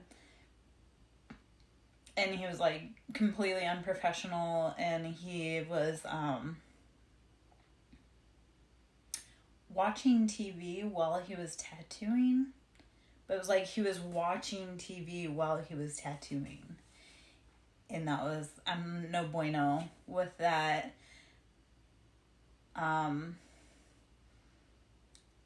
It's also very challenging to get me to hold still for long amounts of time. And the artist that did this outline was very slow and took forever to get me on the table, which means that I can't sit for very long. Because it's hard enough to get me in there and to get me on that table, but then to take forever, you're not going to get me to hold still for very long. So, it was nightmarish all around in various ways. So, yeah. That was...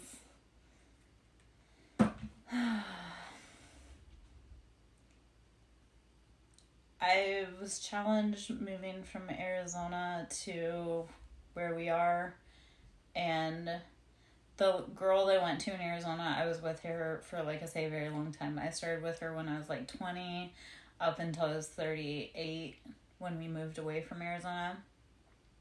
So it was hard to go from someone that I knew for so freaking long, had a relationship with. She had tattooed all of my tattoos almost. She had tattooed everybody that I loved. Like, every member of my family had had a tattoo by her except for my mother and my father. And then moving over here to finding new artists, and he did one good tattoo for me, and then he messed up the next one completely, and I had to spend a lot of money and time having that fixed. It's been a challenging and learning and growing experience. Yeah. And that comes from experience, honestly. It really is practice and experience. So probably practicing on skin, like practice skin as much as you can. Practice, anytime you can, practicing like that. But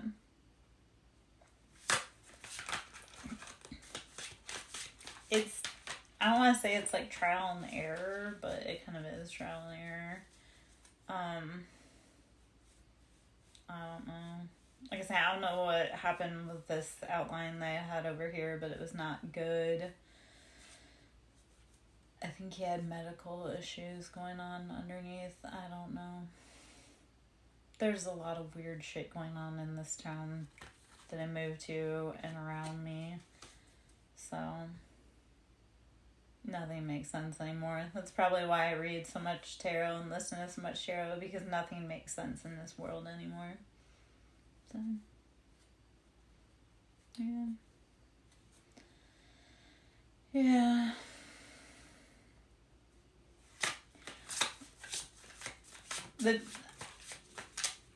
I would think, though, the challenge with the lines being off is just making sure you don't blow the lines out. I don't know. I don't know much about tattooing. I know different concepts with, like, biopsy needles and, like, venipuncture and stuff like that, but I don't know tattooing, how you would correct that.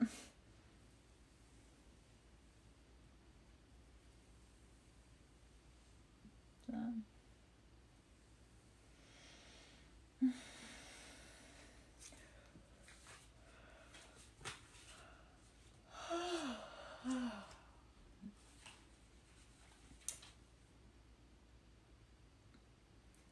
Yeah, but I'm on the other side of the country from you, man.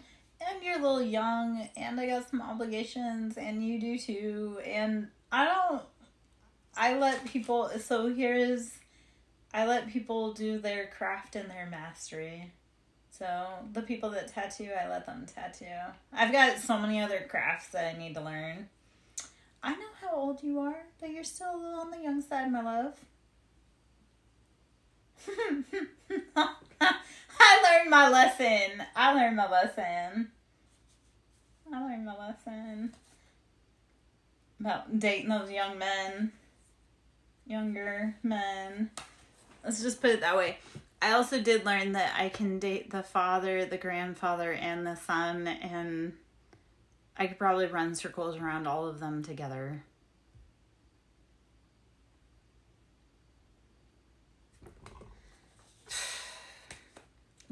This has been a weird self-discovery on the whole dating situation. Yeah. I don't know.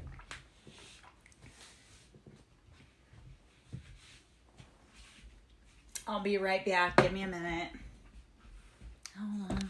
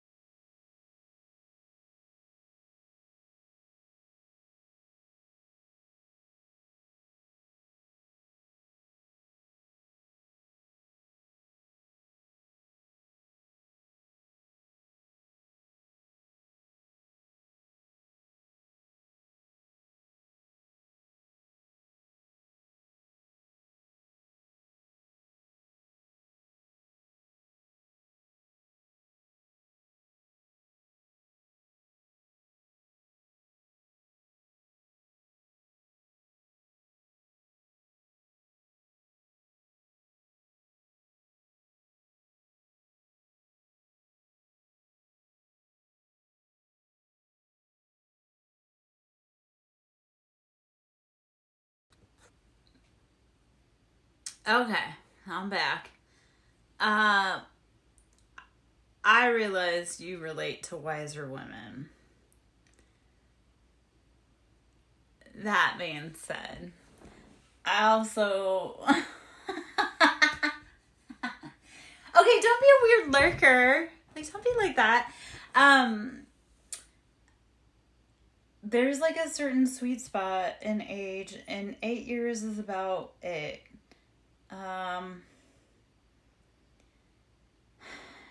In this little dating misadventure, I've dated someone that's like 16 years younger than me.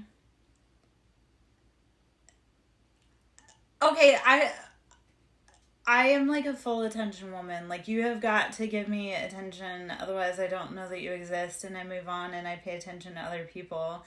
So, like, I realized when I look back at, like, I look back at, like, my ex-husband and so many pictures where he is literally just lurking and breathing down my neck, and I don't like that. I don't. I'm like one of those, you have got to be like, I am royalty, man. I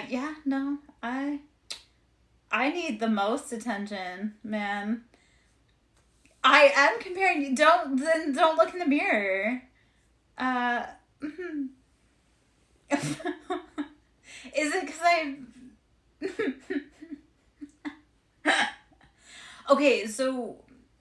Okay, the weird thing is, though, like, people get real jealous around me. And I'm like, bro, if you want my attention, you have to, like, reciprocity. But I have a lot of... Remember how I said earlier, like, I have a lot of people that like me, but they don't ever mention it, so I don't know that they exist. Okay, thank you, Zyra, because I was saying earlier, people think I'm, like, flirting in love with them, and I'm like, no, I was just being kind.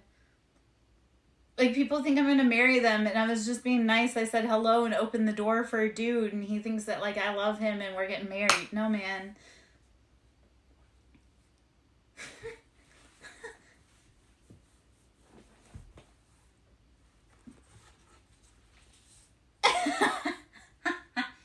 Okay, I like bantering with you, Mordecai. That's why I'm like, okay, come on, man. Like, I need all the attention. Remember how I was saying about polyamory earlier? It's because, like, I need all the hands in the world. Like, okay, so this is the example. I had adopted a new kitty, and this kitty was bonded to this guy and we would both put our hands on her, like, to, like, pet and give her attention, and she loved it. And I'm like, yes, because 2 sets of hands are better than 1. The cat knows this. I know this. Like,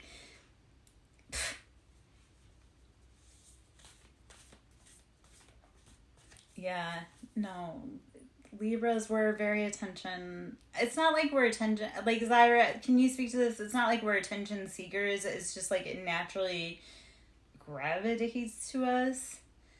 Because I get a lot of that where people are like, you're trying to get attention. I'm like, no, man, I just walk in the room and everybody looks at me. And it's not like I'm trying to. It just happens.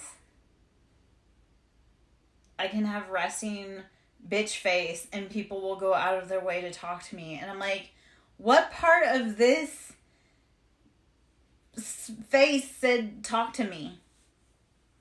Yeah, so, I Libra sun, but, like, for me, I have a water moon. So, okay, but Mordecai, Zyra can attest to this. I go out in public, I'm not even trying to seek attention, it just comes to me.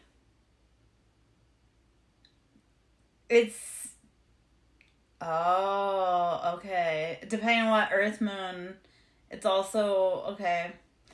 Earth Moon is just a whole different, you're driven by pentacles, period. And that's not a horrible thing, that's just like, you want that stability. I don't remember that next time we talk, though, okay, love? Moon's your internal world. Yep, devil. And that's not meant as a diss, that's meant as a, like, you are driven by the stability. You're very OCD, I'm sure.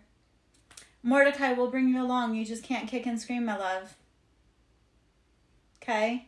We will help you, but you can't kick and scream. You have to be willing to, like, learn really rapidly, especially if you're hanging around us, because I move at 1,000,000 miles a minute, If you hadn't noticed, maybe I don't, maybe you don't see that, but if you really blink, you can't see me. Hey, whoa, whoa, whoa. No evil. We're just...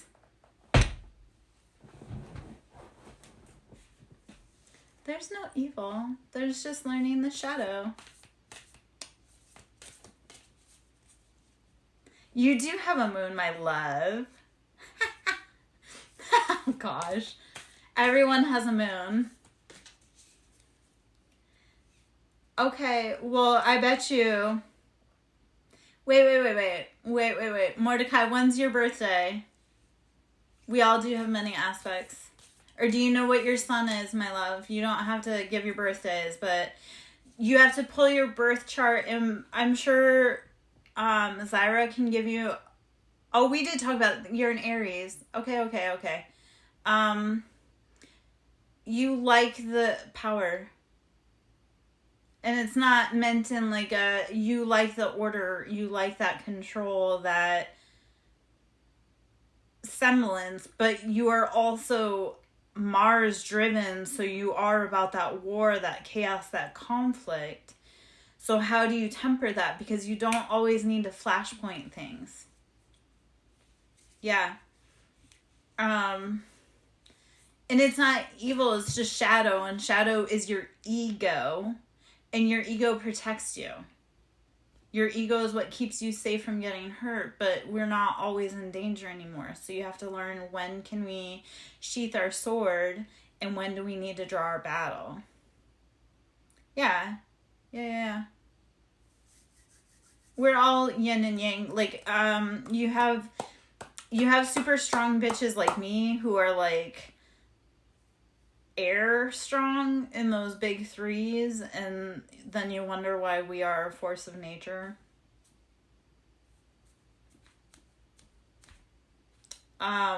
Mordecai, Libras are a good balance for you, though. We help you kind of learn that like altruistic part of that headstrong. Like if you're going to be that leader, Libras are good to teach you that balance in that Libra. Like, what are you fighting for? You can fight, you can be headstrong, but are you fighting for the right things? We don't team up on you. We're helping you learn and grow. So, yes, other people do use it for other reasons. That's why you have to intuitively know whether it feels good and if you're around the right people.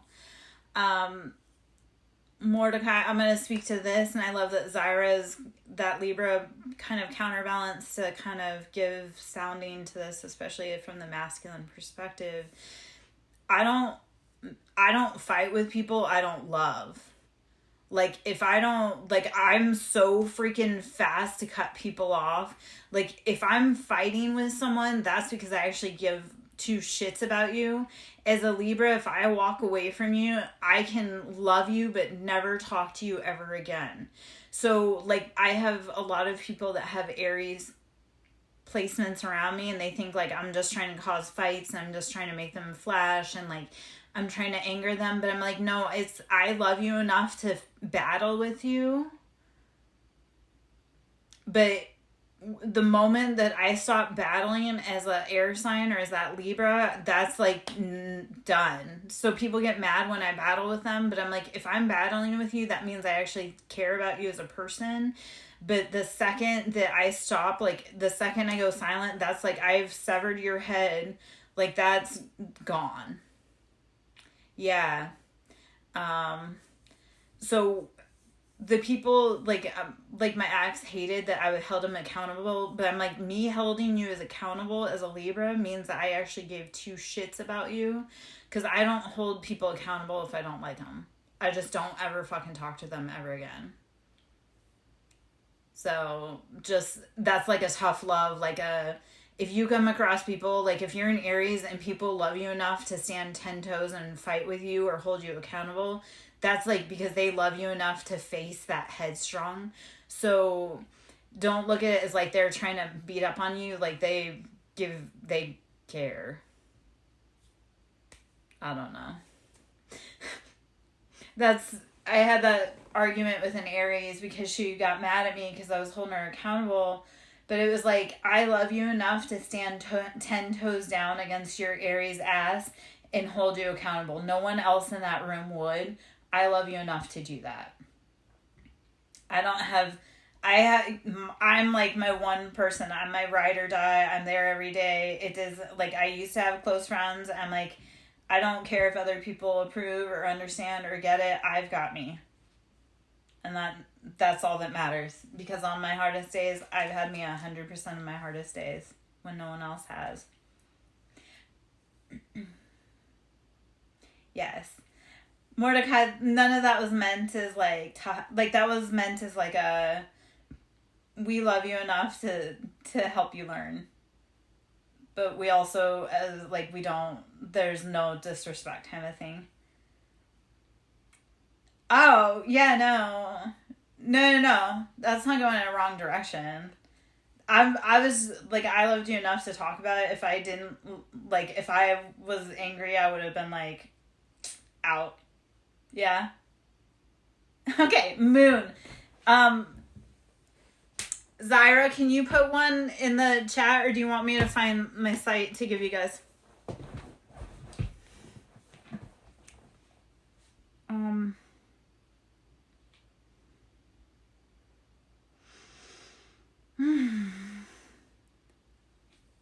No, you can't choose your moon. Well, you did choose your moon, but before you were born.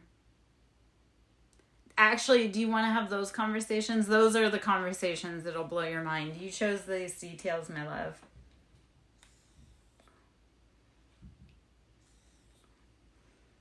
Okay, Mordecai. The website you want is astro, ASTRO, dot. It would be, you would have to know your time from your birth certificate or your mom. Let me see if I can add. Oh. How do I? Nope.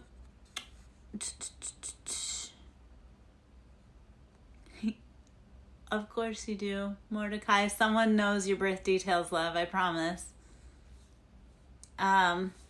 Where were you born?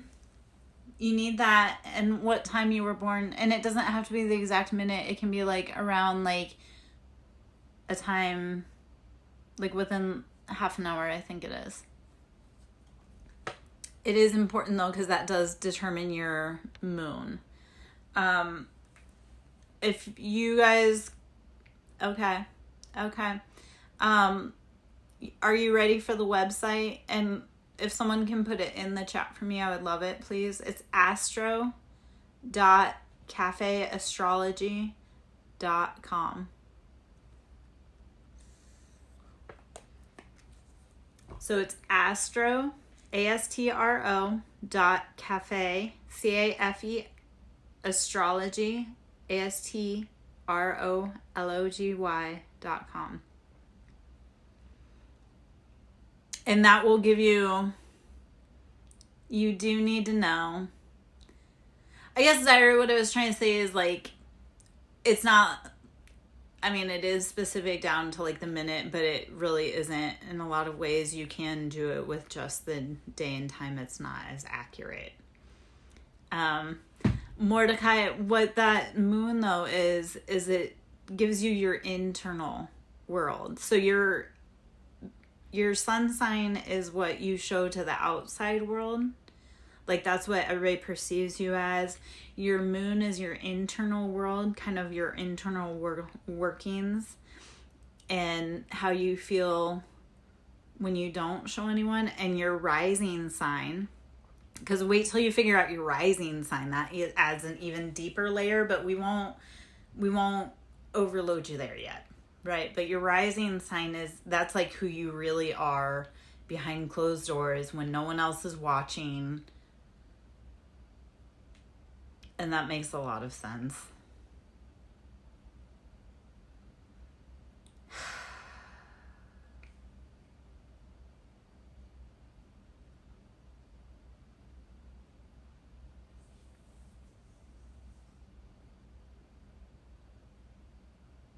That is probably the simplest way I can put that.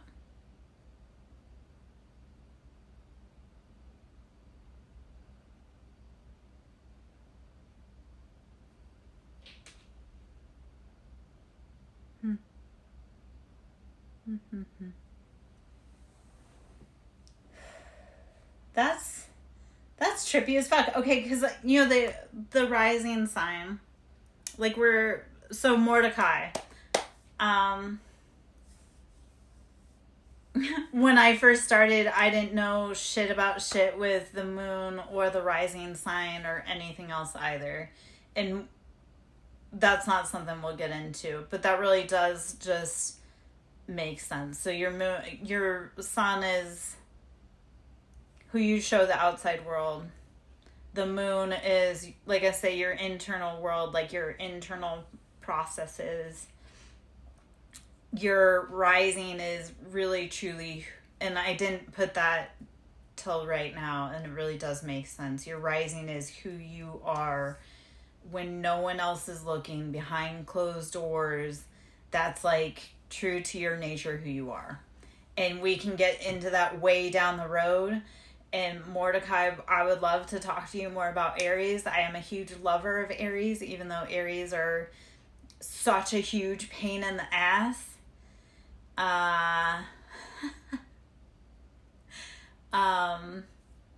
But I fucking love everybody, but Aries have a special place in my heart. Just like Zyra, I'm gonna drop this. Like, I love Scorpios, even though Scorpios are like my nemesis. Scorpios are like the one partner that can truly, like, they're the partner that can match my stride. Yeah. Like, Scorpio is like truly the one that can handle the wind in my sails, which is so fucking twisted, because Scorpios are just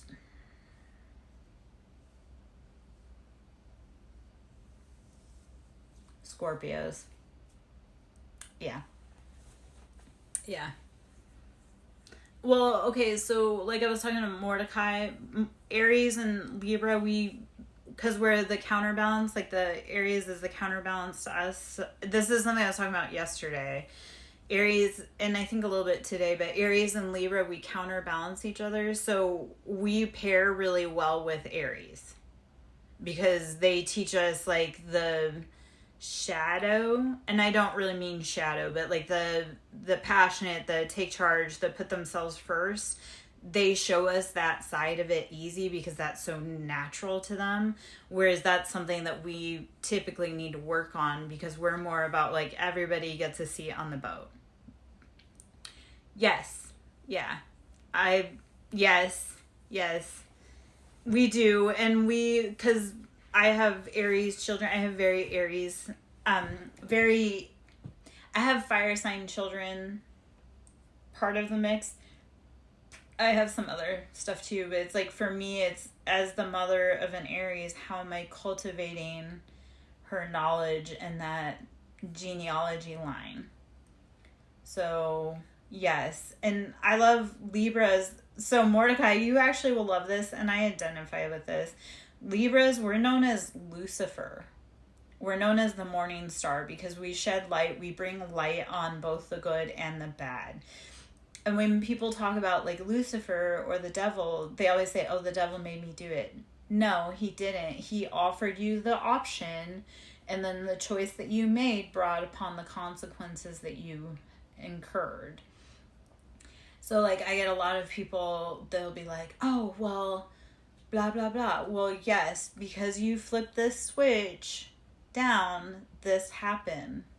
So Libras, we do have that side of like, when you do this, like, these are the consequences, and it doesn't matter how long I've known you, it doesn't matter how long we've been friends, this is the consequence of your actions. So Libras are very much about, this is, you perform this action and this happened. It's blind justice. It doesn't matter who you are. It matters that it was done and it was recorded. And a lot of people are going to learn that. Oh, Zyra, you weren't probably in here when I was talking about Cardi B and Offset, I love Libras because we are so passive aggressive, and we're so much like, if you leave us alone, we won't fuck with you.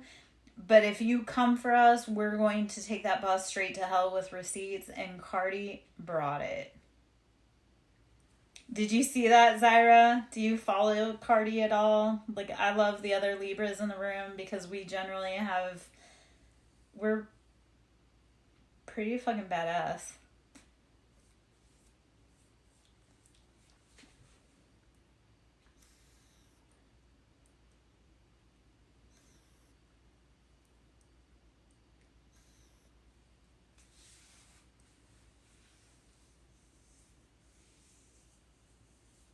Did I lose you, Lyra? I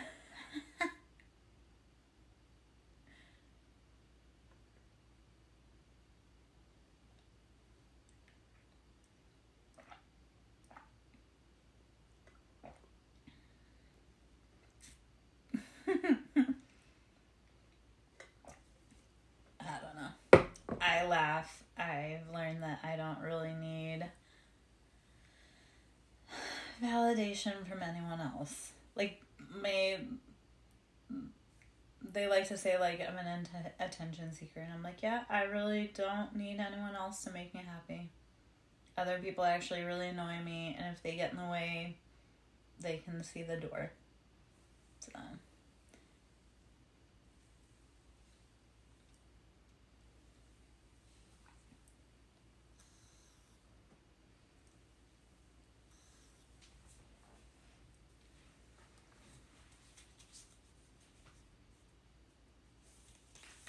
Okay, why I wanted to laugh at...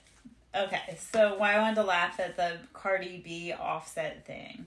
Because we get we get a bad rap as being petty or being passive aggressive. It's like, no... I just have learned not to waste my energy. So if you've rattled my cage enough that I have to get up and waste my energy, you're going to be taken out of here on a stretcher. Because if I have to get up and draw my sword, like, I'm putting in the fight. So why I laugh at, like, the dramedy in the public eye is that everybody's like, oh, Cardi B was so awful. She slept with his brother and now his brother's dead and blah blah blah. And it's like, no, he was Offset, and yeah, we don't know them, but you can, if you've been alive long enough, you can see the pattern, right? It's like the Jennifer drama. I saw that playing out because I lived that pattern with my ex. So when it happened with them and all of that, like, celebrity drama, and my kids couldn't see the parallel about what was happening with me as what was happening in celebrity drama. So why I laugh at, like, the Cardi B Offset thing was that she knew who he was the whole time, but she let it slide until he got super disrespectful. And then when he got disrespectful, she brought out receipts that he thought he was playing her the whole time. And then he thought he was going to take her money. And she said, yep, no, I knew who you were, and so I played my hand accordingly. We aren't petty or passive aggressive. It's like, you don't want us to get up and fight, because when we do, you're going to wish you had left us alone. So that's why I laugh at that drama. All right, Mordecai, I'm glad you're back. I missed you. You were gone for so long. Oh, hey.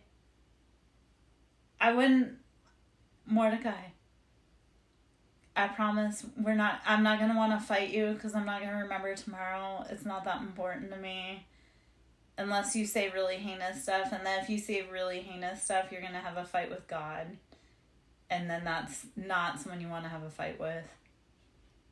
Like, people came for me not realizing that they were coming for the divine. And the divine really loves me more than anyone realizes.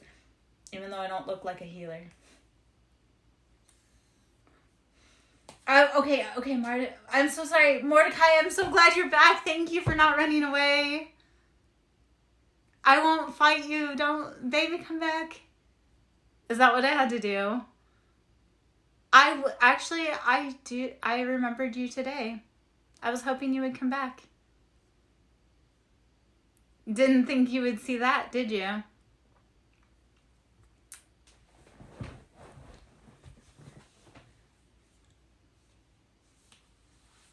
I am not mean.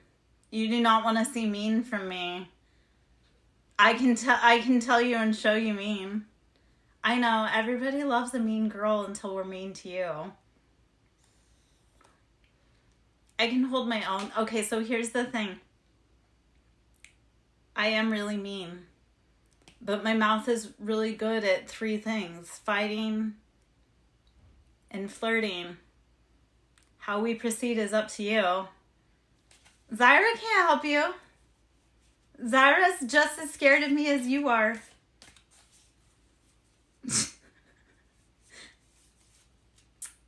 And he's not scared either. He's intrigued, I'm sure.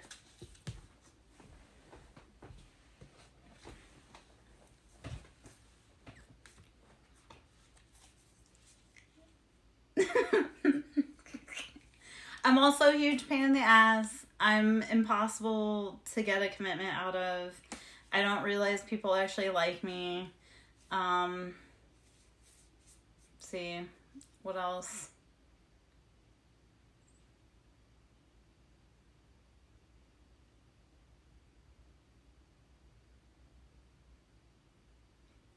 I love really big. Yeah. Okay. To be fair, just so you know, a lot of people come together as a group against me, and I still stand and win. So you guys can try, but I'm here all day, man. I had a whole bunch of families come together against me, and they still thought that was a good idea, so I don't know. It really is better to be my friend than to fight with me, I promise. I learned this because Zyra, as a shaman, you can probably attest to this. I had no fucking idea how to be a divine feminine. Ever. Until very, very late in my life. And I know that sounds weird because obviously I was born as a girl. But I didn't know how to be soft and loving and receptive. That was something I had to learn. Oh, no, I am a girl, but no, there's a difference when a woman feels protected and loved and safe to be a woman. Like, I flower so fucking different when I'm treated well and protected and taken care of. Different, total fucking creature, like night and day. I go from, so hyper masculine me is like feral gremlin creature. I mean, badass. I mean, this is hyper masculine me. But feminine me is like soft, beautiful, flowing, just velvet dresses, honey bath flowers. It's like I guess it's like having that, it's receptivity. Being able to receive without feeling guilty. Because it is like that, we all have that womb space in us, whether we're masculine or feminine. So as feminines, we have to learn how to be open and receiving. It's not just about beauty. It's about like being able to feel safe allows a woman to be able to come out of survival into thrival. It's the weirdest shit. Like, I go from feral to domestication. I would. Yes. But you'll still love me. You'll still come back for more. I'm still a spiritual dominatrix. I'll still beat you up. And then you'll still love me and come back for more. And say, yes, please, may I have another?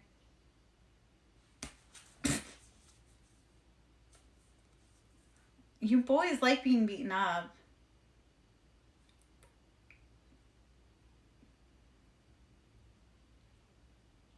Did it go too far, too dark? Did it just... Were you like, ah! Was that mercy right there? It's okay. It's all consensual. We'll stop.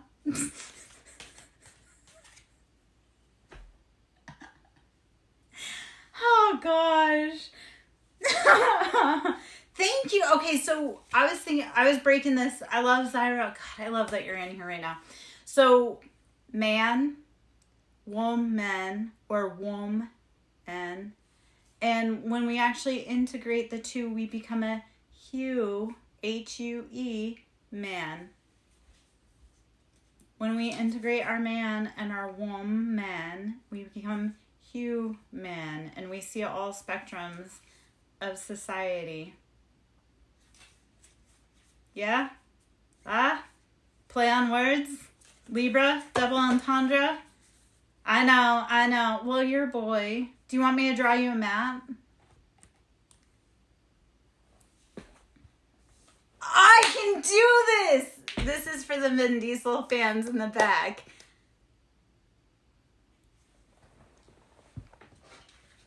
You ready?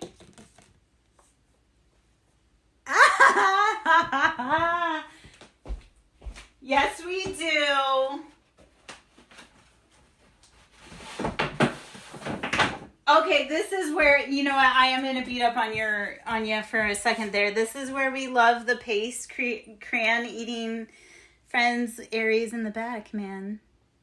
We all need the jock friend to go beat up, but... Oh, me or you? The men or the women or just Mordecai? Poor Mordecai. I love you, man. It's okay.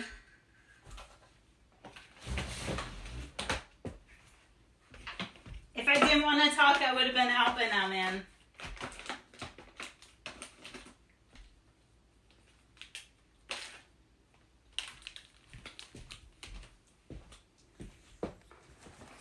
And actually, this is probably more like I was married to a pilot, and he was a huge stick in the mud, and I wanted to stay up till 3 a.m, like smoking weed and having discussions about aliens and life and astrology, and he couldn't be bothered. So I didn't think that life would be a reality, and now here we are. I just had to leave the man. Yeah, no, I need to find the man that wants to be weird, like staying up till all hours of the night, like talking about alien shit. I don't know. As I look at, like, I have a drum on my wall. It makes me want to get my drums down and start drumming because, you know, I'm a weird hippie chick.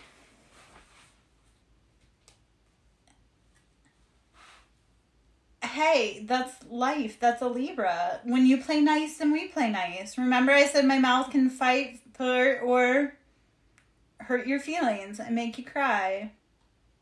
The choice is yours, my love. It's based upon the output or the input. Oh. Oh. Wait till you pee your pants. Out of laughter.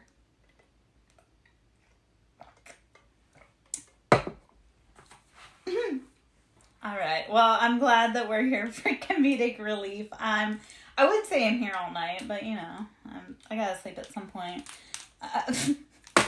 Donations are always appreciated. I have to be right back. Also, I need to go take a little walkabout, and I'll be right back. And then we're gonna do some art for the Vin Diesel friends in the back. Okay? And that's not meant as a diss. I promise.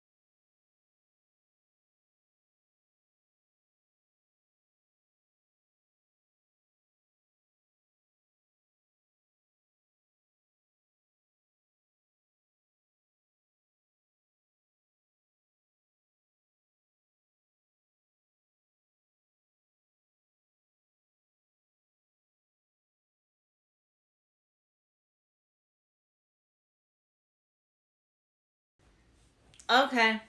All right.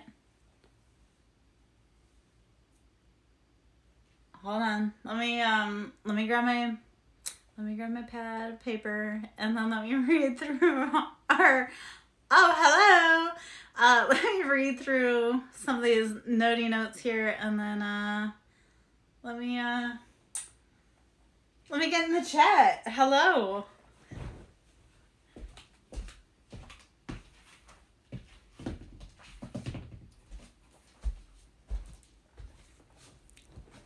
All right, guys, are you ready for some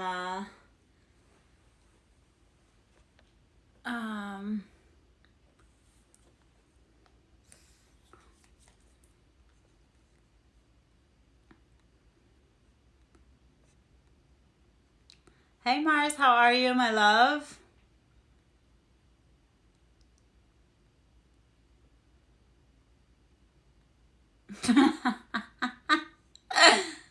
Oh gosh, Mordecai.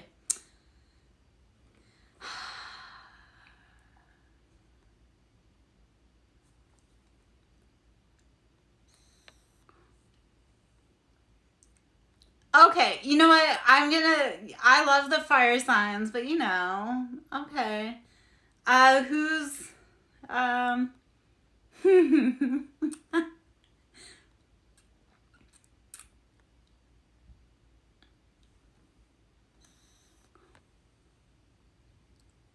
a hot seat is a chance to purify ourselves. It is also a chance to shed light. And Mars, come on in. We are laughing. It has been off the cuff. Yeah. I made boys cry. I guess. I think. I don't know. Mordecai, are you still alive after that burn? Or are you okay? Or do you need some ice? Do you need Aries suns in here to keep you?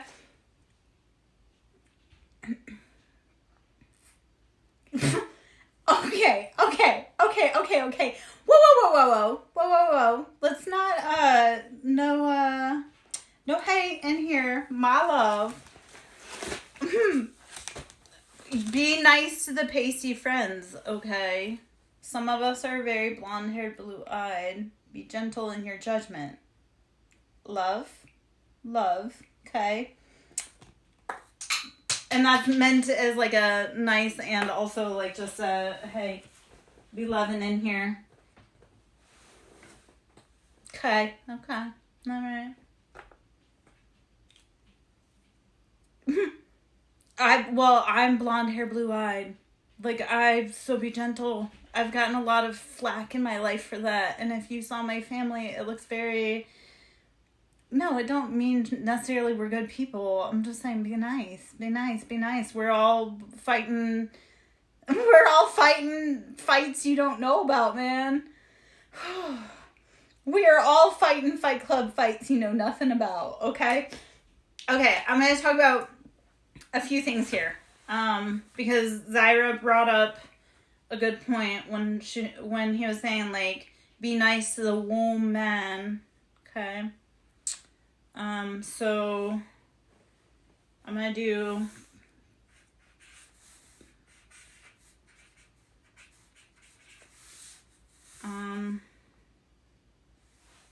I'm going to do like a...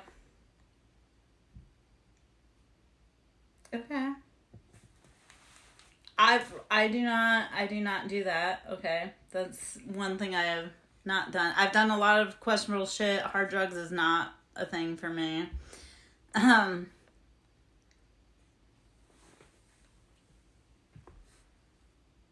Yeah, well, I'm just saying that I've had a lot of people judge me unfairly. So, and draw conclusions that they shouldn't, which is upsetting. No, you don't have to shut up. I'm just, it's a point of contention because I went through very stressful situations and lost a lot of weight, and people thought the worst of me, and they spread rumors about me which were not true at all, and I had police that were stalking me and harassing me, And that wasn't true at all either. So judgments are hurtful, especially when people don't actually stop to see if there's any validity to it. So, I'm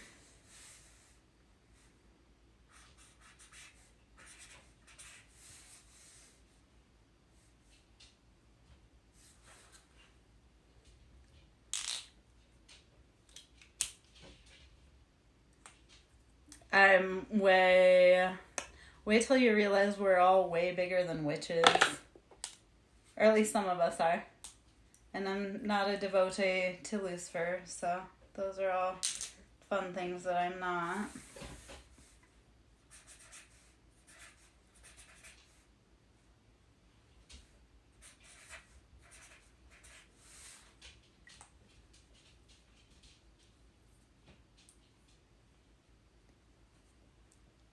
Yeah. I don't like that. I think there's a lot of stigma, and I think there's a lot of open discussions that need to be had. As far as around certain deities, a lot of deities are high vibrational, and people give that a bad rap. Like Lucifer is a high vibrational entity, deity. Please don't get me on the semantics with all that. I love Kali Ma, I love Lilith, Hecate, I say that name wrong all the time. The dark divine feminine and even the dark divine masculine, these are all people that we need to not demonize, but we need to actually be like, yes, that is a part of me. When we disembody those parts of us that we feel are too dark, that's how we come to fear it and hate it.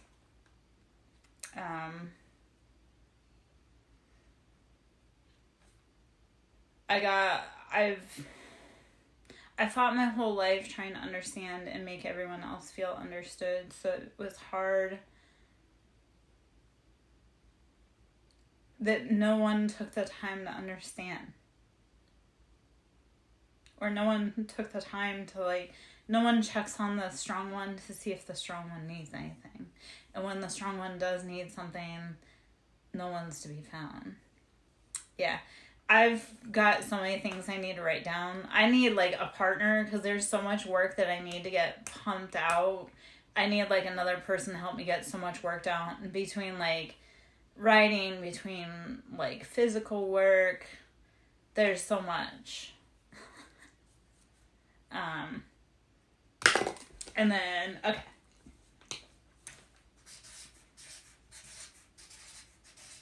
Okay. So,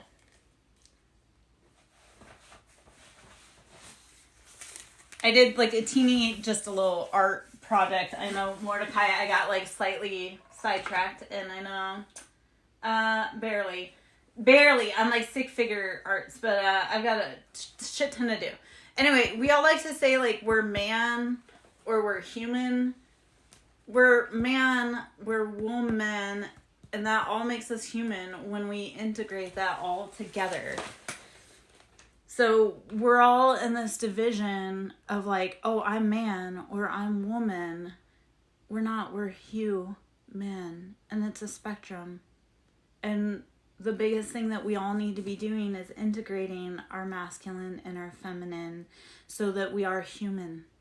Because we all forgot our empathy and our humanity. It's also when we're in yes. And so I've started thinking about this with twin flame also, because I identify with the twin flame journey. And we're not truly twins, we're actually triplets. And how I think of that is because it's the masculine and the feminine, and it's the polarity and the masculine and the feminine that balance, and the polarity and the feminine that balances the masculine and feminine, right? So as two parts, we're all four, together.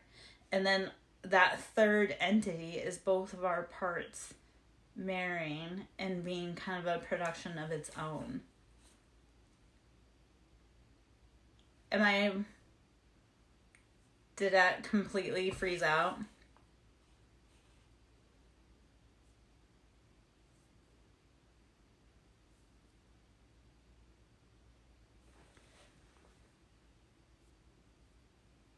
Okay. Did any of that make sense, or was that like just a dump?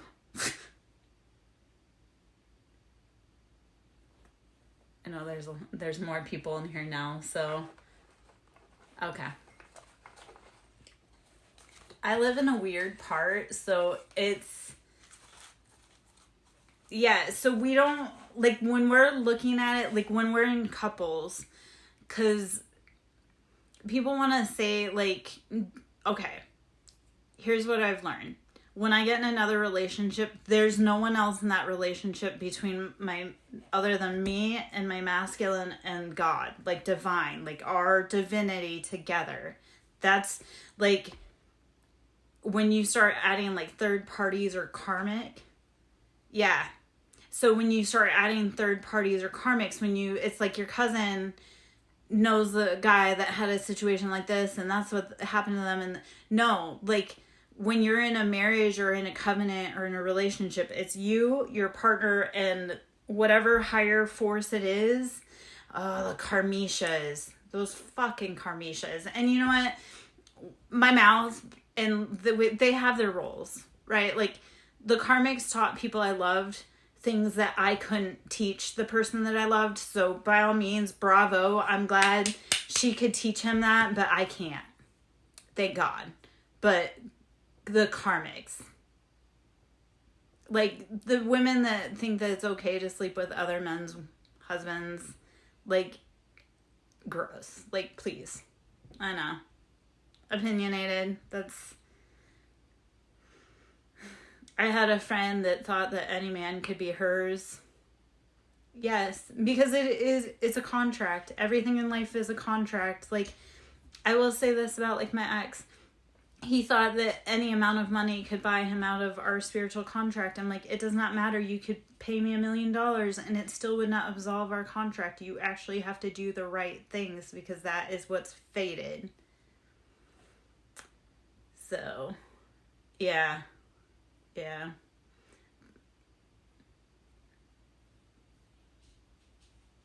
Covenants are also made with others, and with all kinds of things. Like, I'm huge on Lilo and Stitch. And some things, like some contracts supersede other contracts.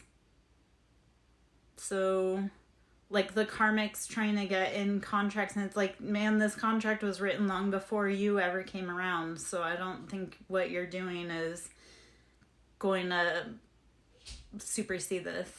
Yeah. Yeah. Yeah.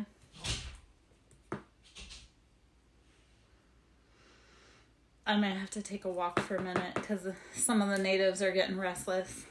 Anyway, does anybody else want to see any other art project? Okay, so also so manifesting is 369. So 3 being like the initial thought, 6 being like the next, like the forming of the plot, and then the 9 being the actual product.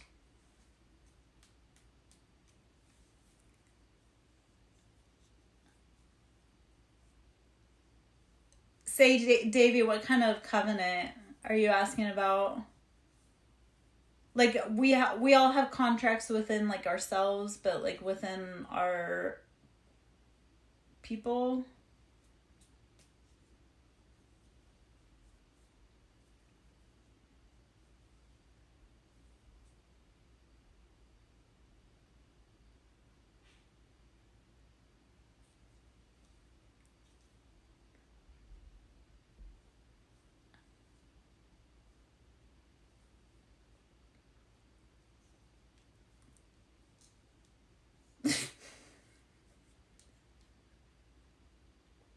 Okay, Mars, where in the South are you from? Or are you still in the South? Are you one of my neighbors? Do I have to worry about running into you? Oh.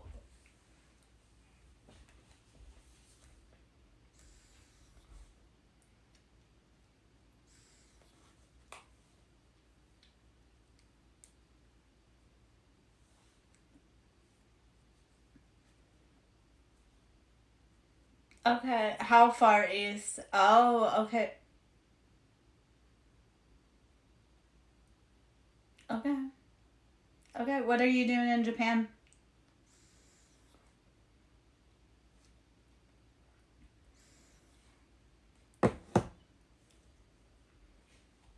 So, okay. So, Mars, here's the problem that I have with, like, the karmics and the karmishas popping off is that, like, I don't even know who half these people are.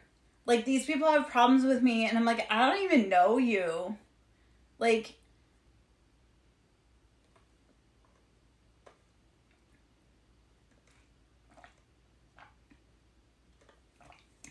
all right, what's going on with the boyfriend? Where's he at? What's he doing? Do I need to pull cards on that? Is that why you're here chatting, waiting? Oh, the problem with karmics is they'll be like, I moved to the south, and I have women and men wanting to fight me that I have no idea who they are. I understand the not getting readings from everyone. So there's a lot of karmic readers popping up right now. And I think that that's part of the contract.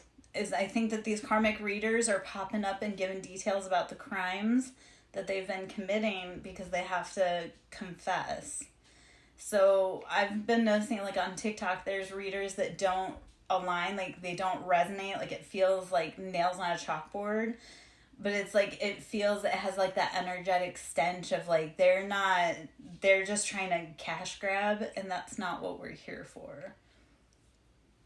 So I get that not getting readings from everyone. Like, for as far as who I allow to read for me personally, there's one person, and that's even tentative, touch and go. So I get that. Oh, okay. So with other people or with yourself or like, oh, okay. Yes, destiny swappers.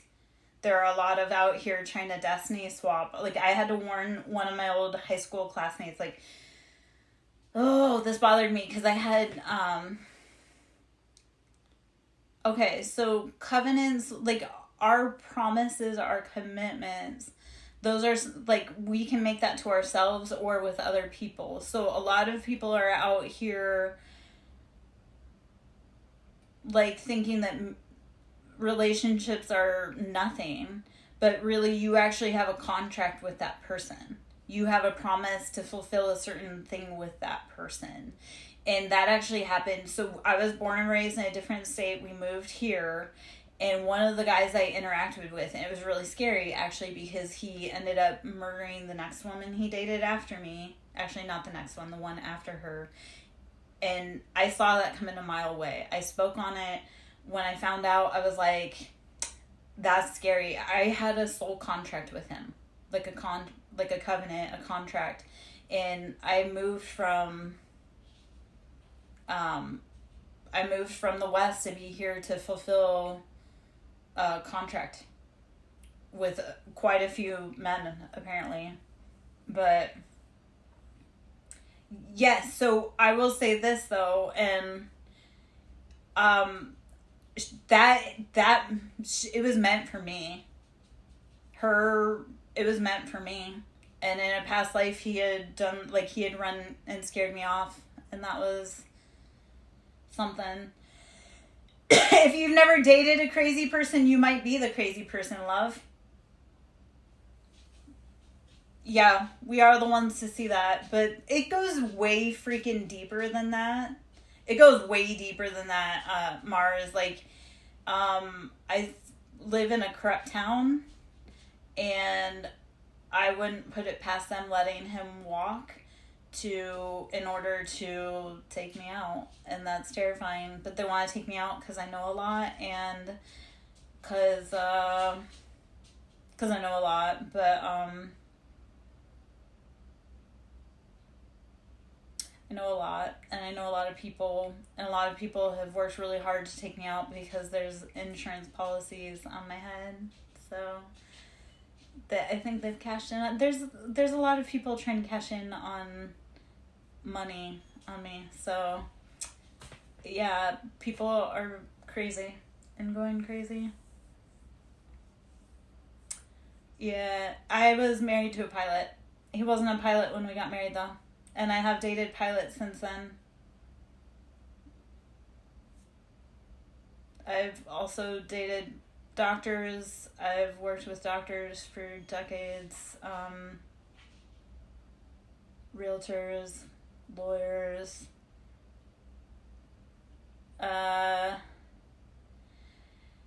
You know, he wants me to go away, but he grounded me intentionally. He took away all of my rights to leave. He has done everything to cage me. So, yeah. Actually, how do you quantify crazy?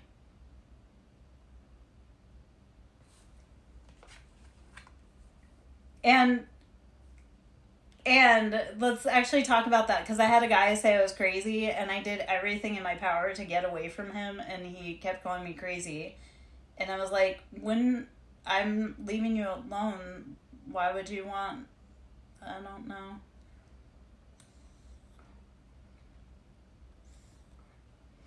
Anyway, Mars, what was weird was moving here, I had a bunch of people that had problems with me that I didn't even know that they existed. Like, my ex-husband's new wife, I don't even know that she exists.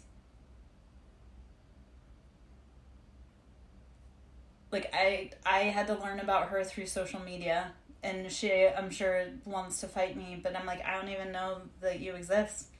I don't even know her name, and they've been married for a hot minute, and I'm like, yeah.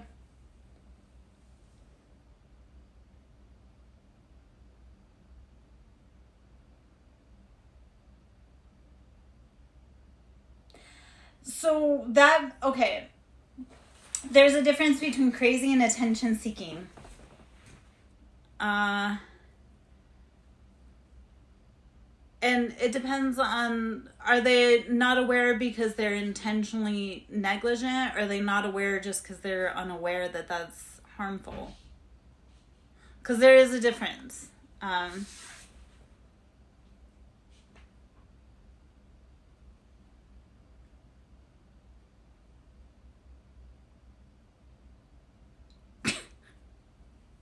You might, but you might not.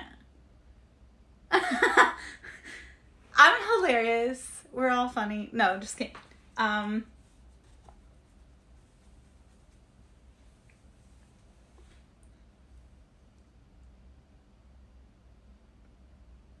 Davey, do you know me? Are you a pilot?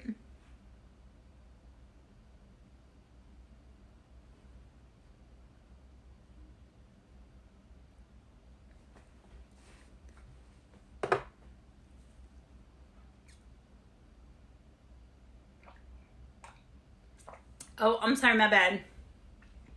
I didn't mean to cross stream there. I was like...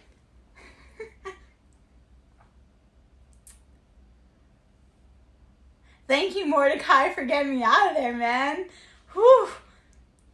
What the save.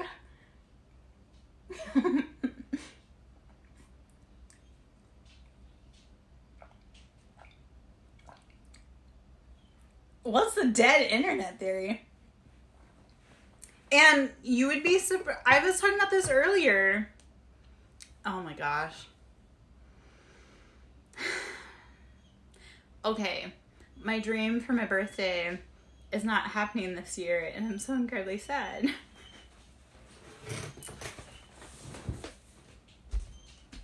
Badger.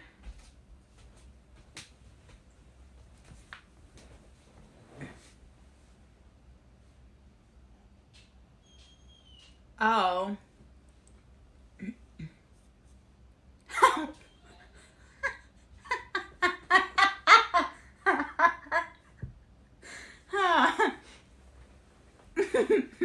Okay, no, okay, so thank you, Mars. Okay. Boys are weird though. So I had the father of my son would tell women where we lived, like where I lived after we split, and they would come by my house looking for him. So I'm thinking Mars and I are the ones that you don't need to worry about us stalking you. We're probably out the door 5 minutes before you even realize that we're gone. I'm a cut and run type of woman, personally. That man did a whole bunch of shit. Like, I have war stories about men that I don't... Yeah.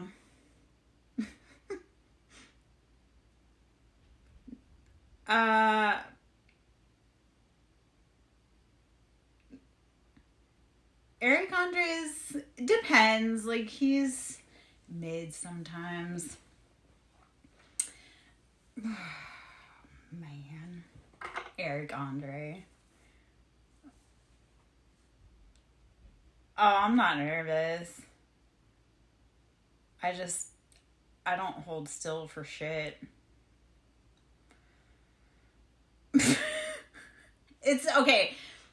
Ironically, my daughter's hair looks like she is a product of Eric Andre. But, yeah, I'm a Libra, huge stoner. I was a adult stoner, though. I didn't realize until I was old that I liked weed. Yes. Oh my God. Okay, so what I guess what I was trying to say is, like, for my birthday, I wanted to be in a bathtub, smoking a joint, relaxing, but finances aren't looking like that right now. Thank you. Thank you.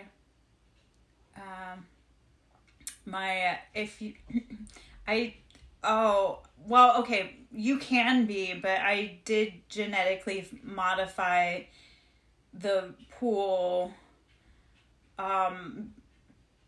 Even though I was raised with racist parents, I chose to completely deny that and buck the system and be the first one in my family to marry outside of my bloodline. So yeah. Hey!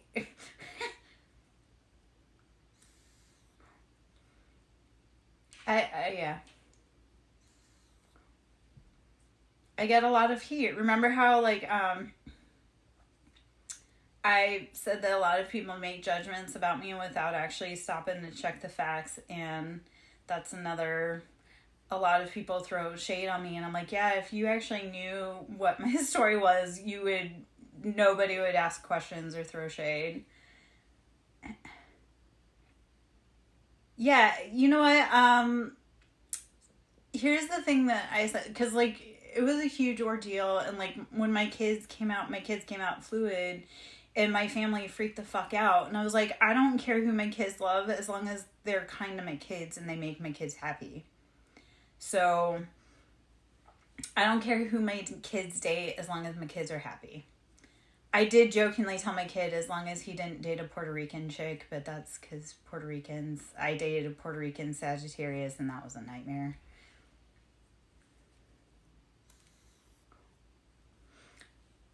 I realize, like I say, I get a lot of shit about things without people stopping to ask the side. And if there are things you want to ask, I would love to talk about it. I love fucking Puerto Ricans. I really do. If I could have moved to Puerto Rico with that man, I would have. I came from Arizona, and old folks in Arizona aren't tolerant at all either. And they're very racist, and it doesn't matter. Like, so, you know, as much hate as I got from my family, I did pave the way so that my brother could date a Mexican chick, and I paved the way so my niece could marry a mulatto guy. And I'm sorry if any of this, I'm not trying to be offensive with any terms I use. That's just, and please correct me gently. So I offend a lot of people because, like, I don't know. I don't care. I don't know. I dabble and grab and pull and play in a lot of different fields, and I don't know. Yeah. I guess, okay, so now, okay.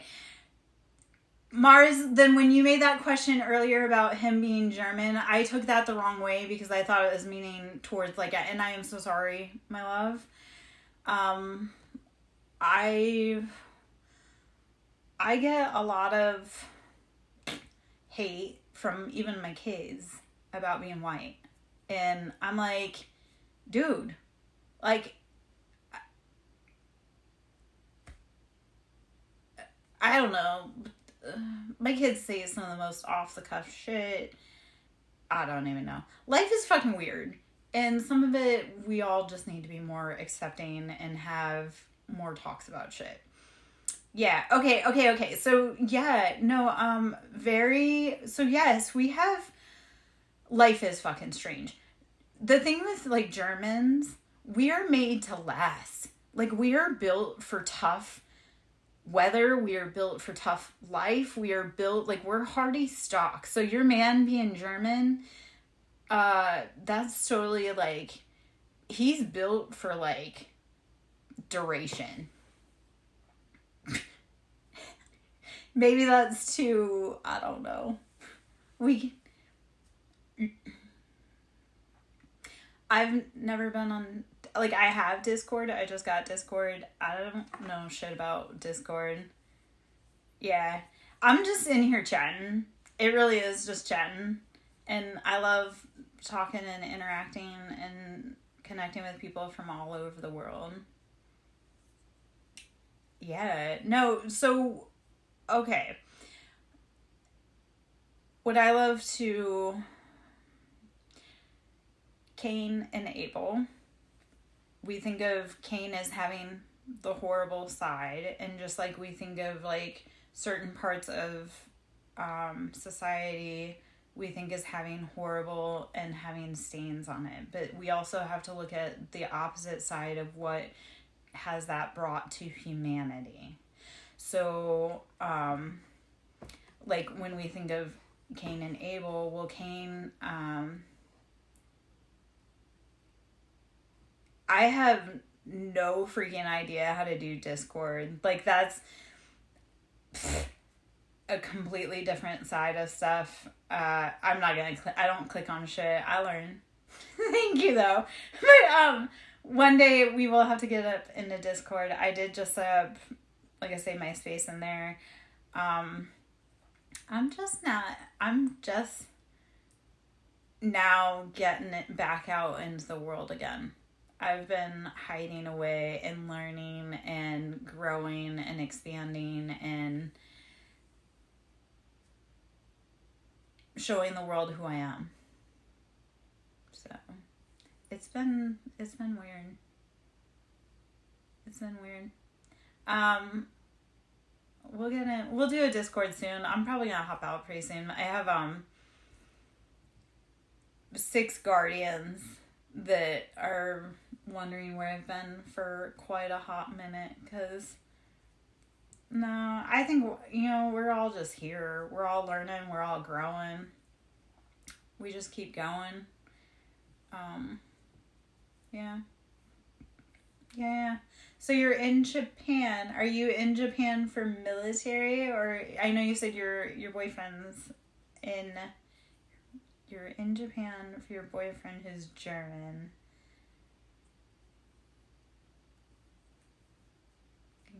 Is that military, I guess?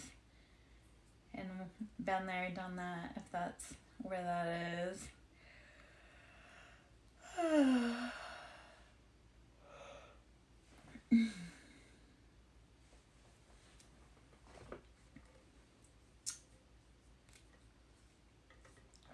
Mordecai, you dropped off the plate. Are you there, man?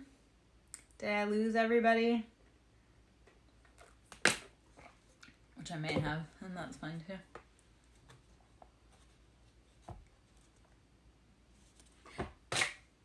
That was not. Alright. I see you say Davy. Alright. What other crazy experiences you want to know about, man? See, I don't even know what whispers, I don't even know what all of that is. Man, when I tell you, like, I am technology, I feel so behind because I was like, Oregon Trail. I grew up with Oregon Trail. We didn't have all this technology that everyone else had. Like, I don't like technology, which makes me sound so old, and I don't care. I don't know. People talk about whispers and DMs, and weren't we talking earlier about dating being so weird and like trying to connect in that way? Hey, be gentle. Wait, say Davey. Okay. Right. Say, Davey, what year were you again?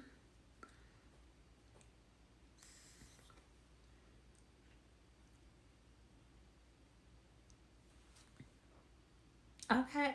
Oh, okay. I'm a little bit older. What the fuck, man? That's okay.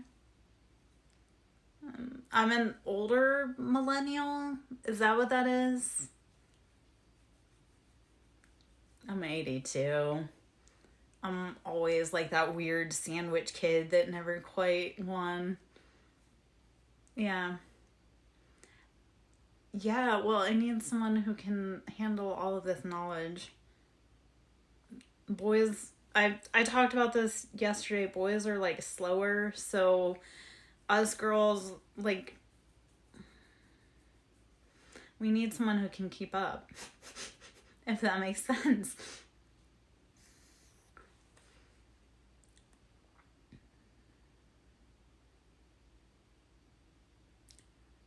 Thank you. Like, these, you know what? I'm going to go off on a little tangent for a second here. Like, these kids don't know the trauma of hearing the dial-up messenger. They don't. And they have no idea about getting yelled at by grandma and grandpa because they couldn't get through to call mom and dad.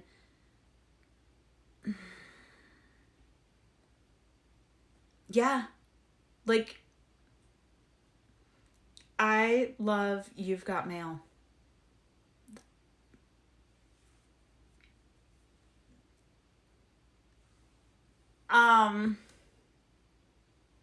The Never-Ending Story.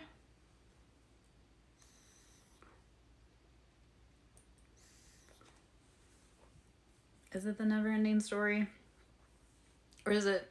Yeah, it's The Never-Ending Story. I always think of, I go Princess Bride. Yeah, You've Got Mail. The movie You've Got Mail, yes. But I always think of... I don't think of A Never-Ending Story. I always think of A Princess Bride with, Robin Penn. And Carrie Ools, whatever. He was in, I just watched tonight the Conduct of Ungentlemanly Men or something like that with Henry Cavill, and he was in that too. So, yeah. Yeah, I was never big into The Never-Ending Story, but I did love The Princess Bride. That was... Yeah, I had enough nightmares growing up in the 80s. Like, another thing, these kids don't understand, like, we got 1 cup a day. I know this is, like, I'm slipping into, like, the parent, old-timey, like, uphill both ways, carrying someone on my back, but, like, the hose... Having to drink the water from the hose, it was 1,000,000 degrees. Like, these kids complain about all the things in their, like, products now. And I'm like, dude, we drank from the hose in the 80s. Shit was not regulated. Yes. And, okay, so I came from Arizona. And that water was 1,000,000 degrees. It was Satan's butthole. Like, when these kids think that they've got it bad, I'm like, no, man, I've drank water that's 1,000,000 degrees. It's burned my health off. Yeah. Well, yes. Okay, but these older, like, my son has no idea about drinking from the hose. My last boyfriend did because he was a little bit older, but...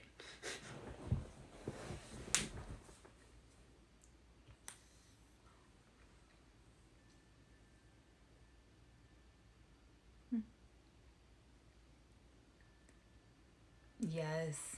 Oh my gosh. Okay. Yes.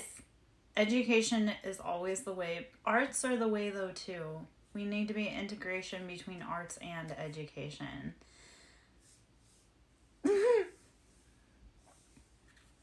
No. Oh my gosh. Yeah. That's true too.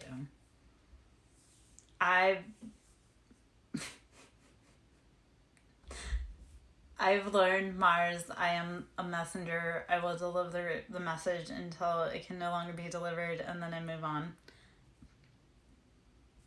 So.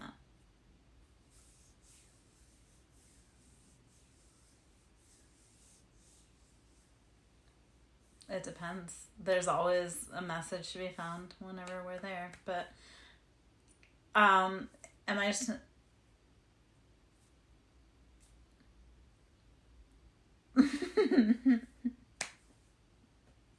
The message is when it gets heavy, crazy, hard, breathe, rest, drink water, meditate. Oh my gosh. Okay, when I said that my kids were acting like babies' kids and everybody in the room knew what I was talking about.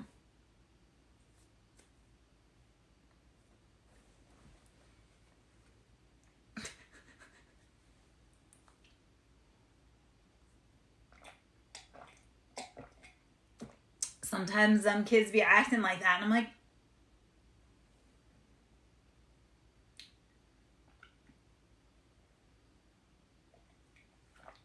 yeah.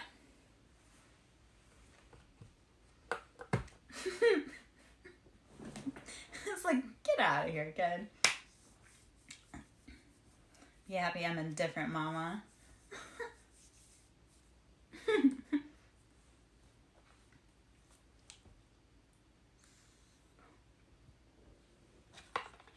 Okay, so did anybody ever watch like Mr. Ed?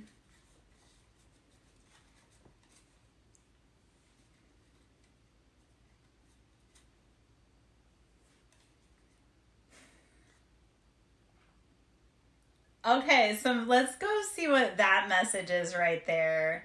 So, whoa, Mordecai. Before my time. Gentle. Be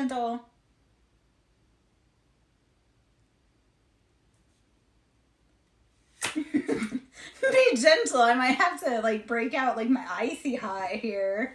Come on. Okay, but so like I got my family watched like old school like the Lawrence Welk show.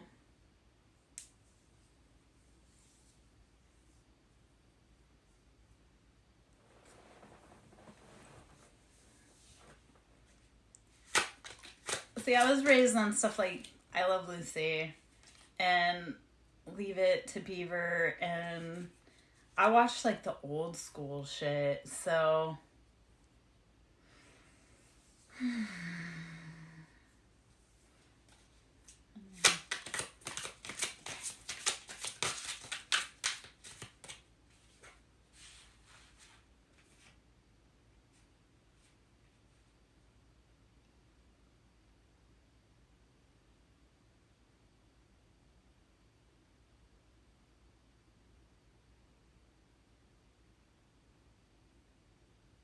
okay.